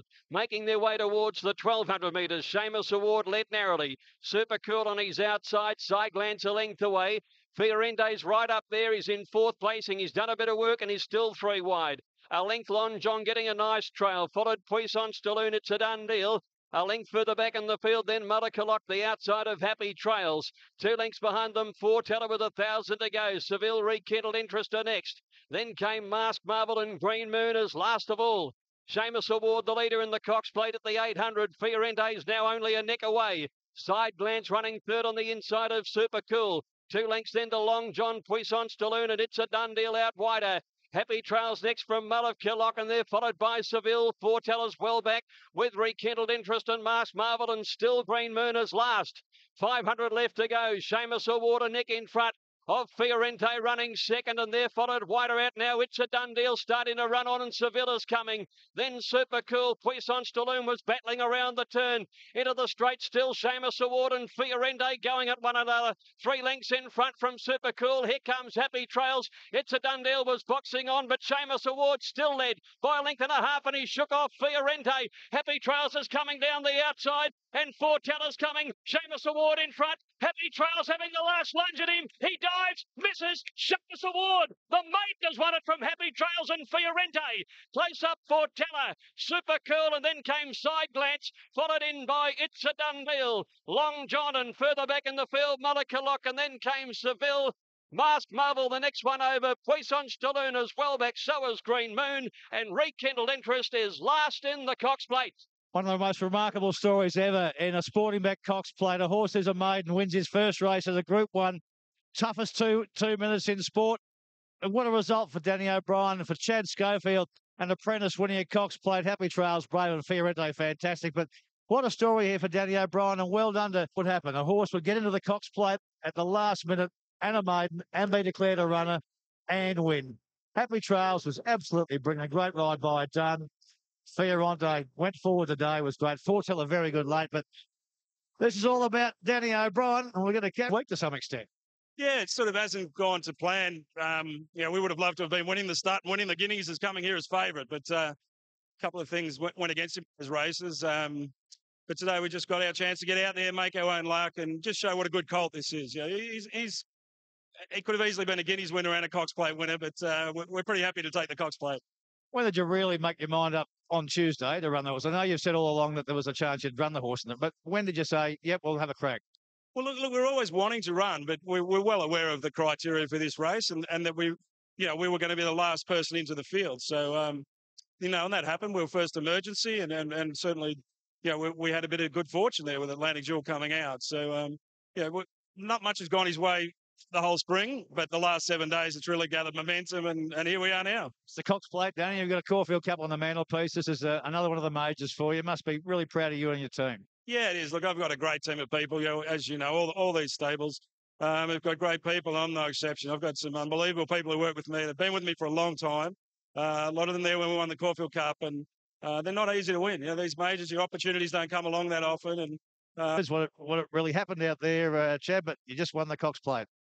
Yeah, it hasn't really sunk in yet, but it's a fantastic feeling. Been wanting to get a Group 1 really badly, and what a way to do it in the Cox Plate. When did you know you were riding this horse? Tuesday morning on the way to Cranbourne Trials. My manager, Mark Van Treat, rang me and said we're in the field, and then there was a late acceptance, so we were first emergency, but with the scratching of the great mare, we secured our place in the field, and I just want to thank Danny O'Brien and his owners for putting me on the horse. And I'm so happy I can repay them for that. How things are going for you in a Cox Plate, not to get too much pressure. Yeah, he jumped really fast, and I sort of let him slide to the winning post, and sort of I can see Ben Mullen trying to ease on Poisson's Saloon, so I just let him maintain the rail, and sort of around the turn down the hill, I just started to ease him gently, and he came back underneath me and he travelled well. Fiorente then took off, so that indicated to me that we had it quite easily, and he was strong to the line. And when you hit the line, you hit Cox Plate. And it's the Cox Plate we'll never forget.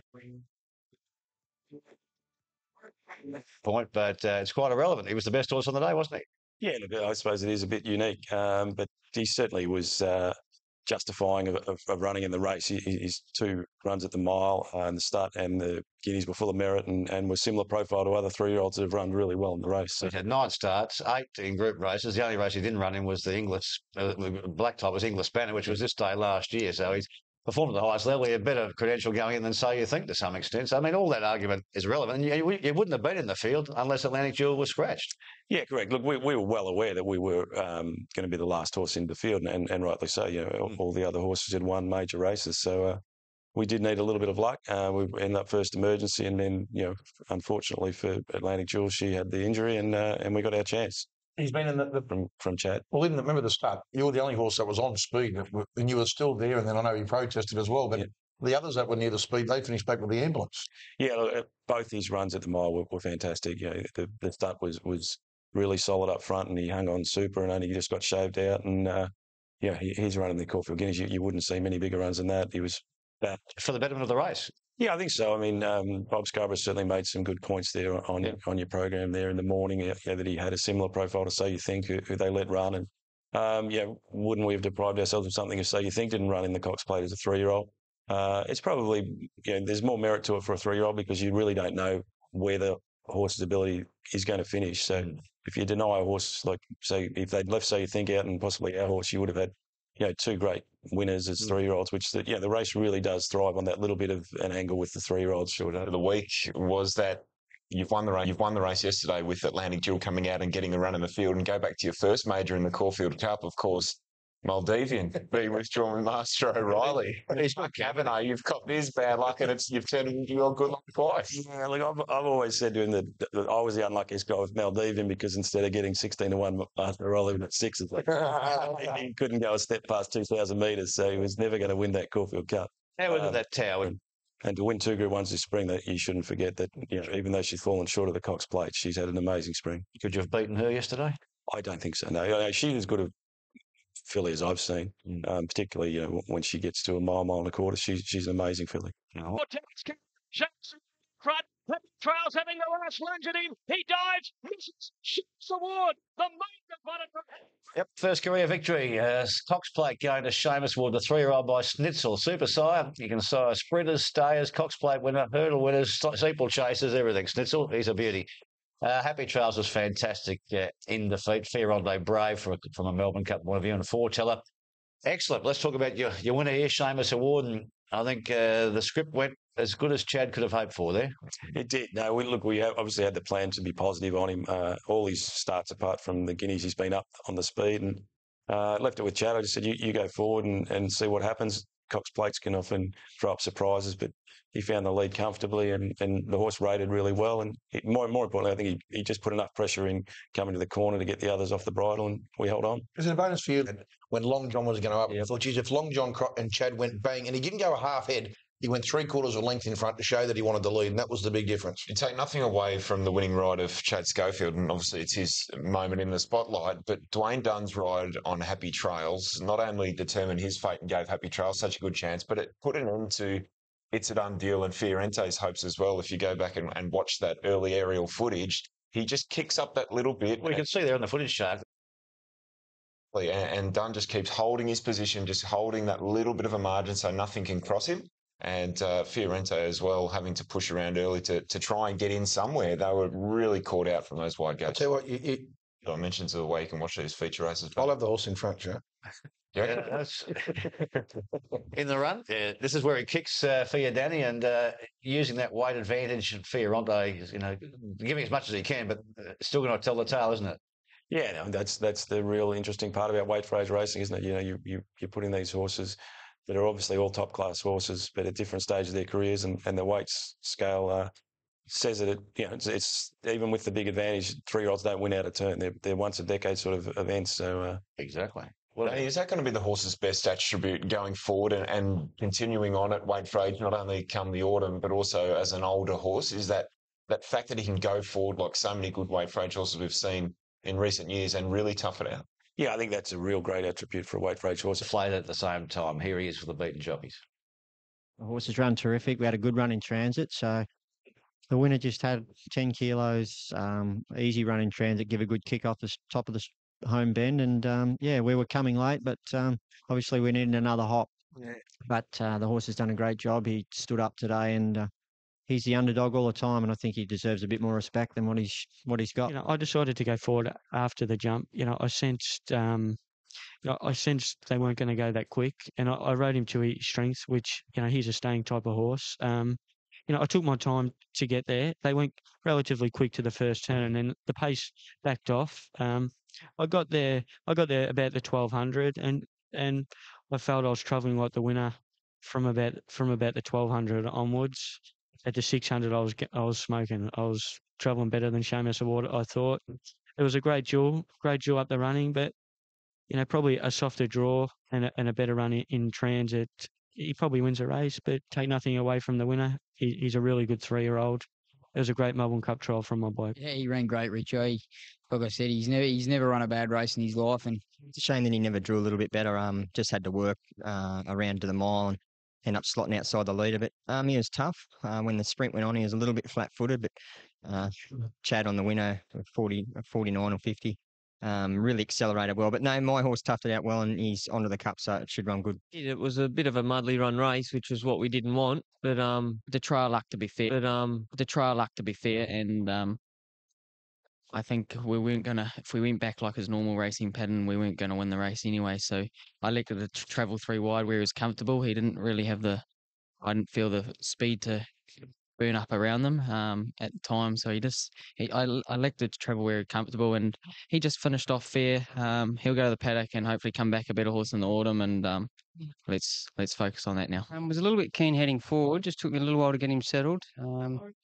Once we passed the mile, got into a nice rhythm. I was pretty happy with the position I ended up in.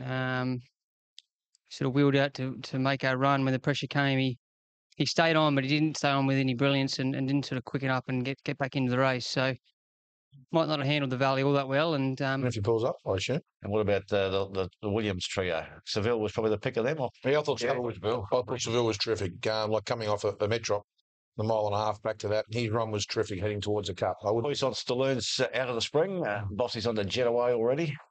Okay. Yeah. He's the best. Anyway, on those Metrop. It just goes how silly it was. Again, he wished 12 months ago after won the Queen Elizabeth, $6 fade for the Melbourne Cup, first on Stalloon. I'm a mug punter, but can you believe people dive into the $6 12 months ago? Does anyone know? I mean, they put up a market to talk about it. I'm not sure anyone actually makes those odds. Well, we didn't see. There's Victor.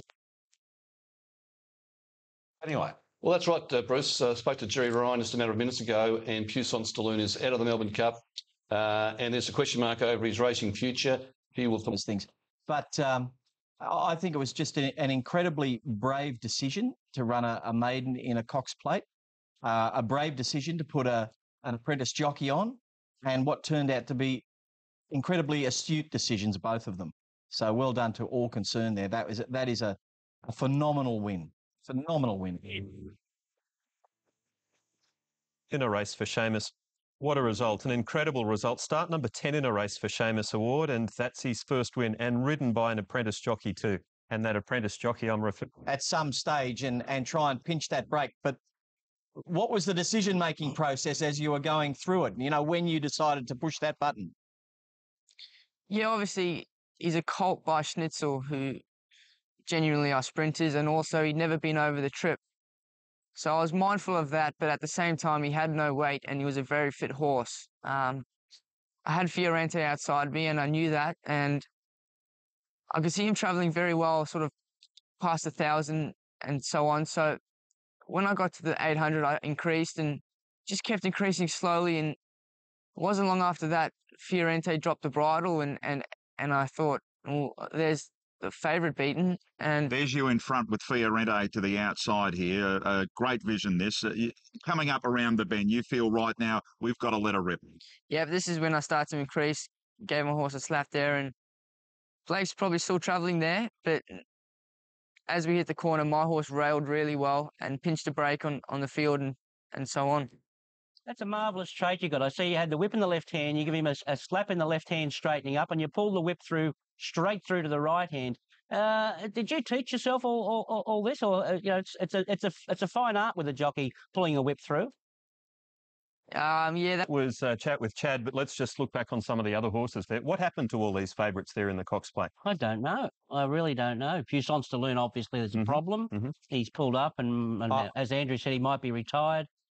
Fiorente here, the obvious Melbourne Cup run out of the race, because Fiorente's biggest problem in this sort of race is that he doesn't have any tactical speed out of the gates. He jumped okay, but he just couldn't muster enough speed to get up on the pace with ease, which made him then have to work from the back of the field. You see him here, he's 3 deep in his midfield. Now Blake just says, well, I can't just sit here. So he's gone up and he's moving forward to get outside the leader, which he does by the time he gets to the top turn. That spent a bit of fuel. It was a great run from Fiorente, I have to say. The other Melbourne Cup run in the race was Seville. Yeah. He although he only finished 6th, it was a very, very good run from a Melbourne Cup point of view. So, but other than that, one horse I have to give great accolades to. I've totally underestimated this horse for years. Is Happy Trails. Yeah. I mean, you could run that race a couple of times over, and he might win it because he's an exceptionally good horse. He got a beautiful ride though. It was typical no pressure Happy Trails and Fortella just sucking up on the rail here. And they're the horses that do run well in a Cox Plate. Horses that don't feel the pressure. They get last look at them railing up. I tell you what though, right here, I have to give. I'm not going to be very kind to Ben Melham here, because he got into some sort of bumping duel with James McDonald, who was trying to push in. Look, about here, James pushes up outside Puissance de Lune and wants to push him over to the rail. But Ben Melham well, I think it's past. I think it's before. It was earlier. Yeah, it was earlier than that. Ben sort of kicked up and held. It's a done deal out 3 deep. Now, I just think that's suicide tactics for both jockeys. I mean, he has to try and get in, but Ben could have just let him in. I'd rather him do that. Oh, look, the 2 runs, I think we've hit the nail on the head. Fiorente's Melbourne Cup trial was a ripper. I hope they leave him alone in the Melbourne Cup. He doesn't have to be driven mad onto the speed like that. And at least Seville did some work in the race and still battled on. Yeah. So that was a feather in his cap. Yeah. But I'm still a little worried that the Melbourne Cup's becoming so big that the Cox Plate and the Caulfield Cup are becoming lead-ups. That's a good point. There was a team of horses there, I'd say more than half the field. Whose target race was not the Cox Plate. There was only 2. It's a done deal. Happy Trails. Yeah. And the 3-year-olds were probably the only horses with the Cox Plate credentials. I don't think you can change that. I think that's just the Melbourne Cup. He's into $5 now after his big run in the Cox Plate yesterday. Dandino at $7, Mount Athos at $8.50, and then we're out to Hawkspur, Sea Moon, and Verema for the Cup, which is fast approaching. All right. And more than half the field. Whose target race was not the Cox Plate. There was only 2. It's a done deal. Happy Trails. Yeah. And the 3-year-olds were probably the only horses with the Cox Plate credentials. I don't think you can change that. I think that's just the Melbourne Cup. He's into $5 now after his big run in the Cox Plate yesterday. Dandino at $7, Mount Athos at $8.50, and then we're out to Hawkspur, Sea Moon, and Verema for the Cup, which is fast approaching. All right.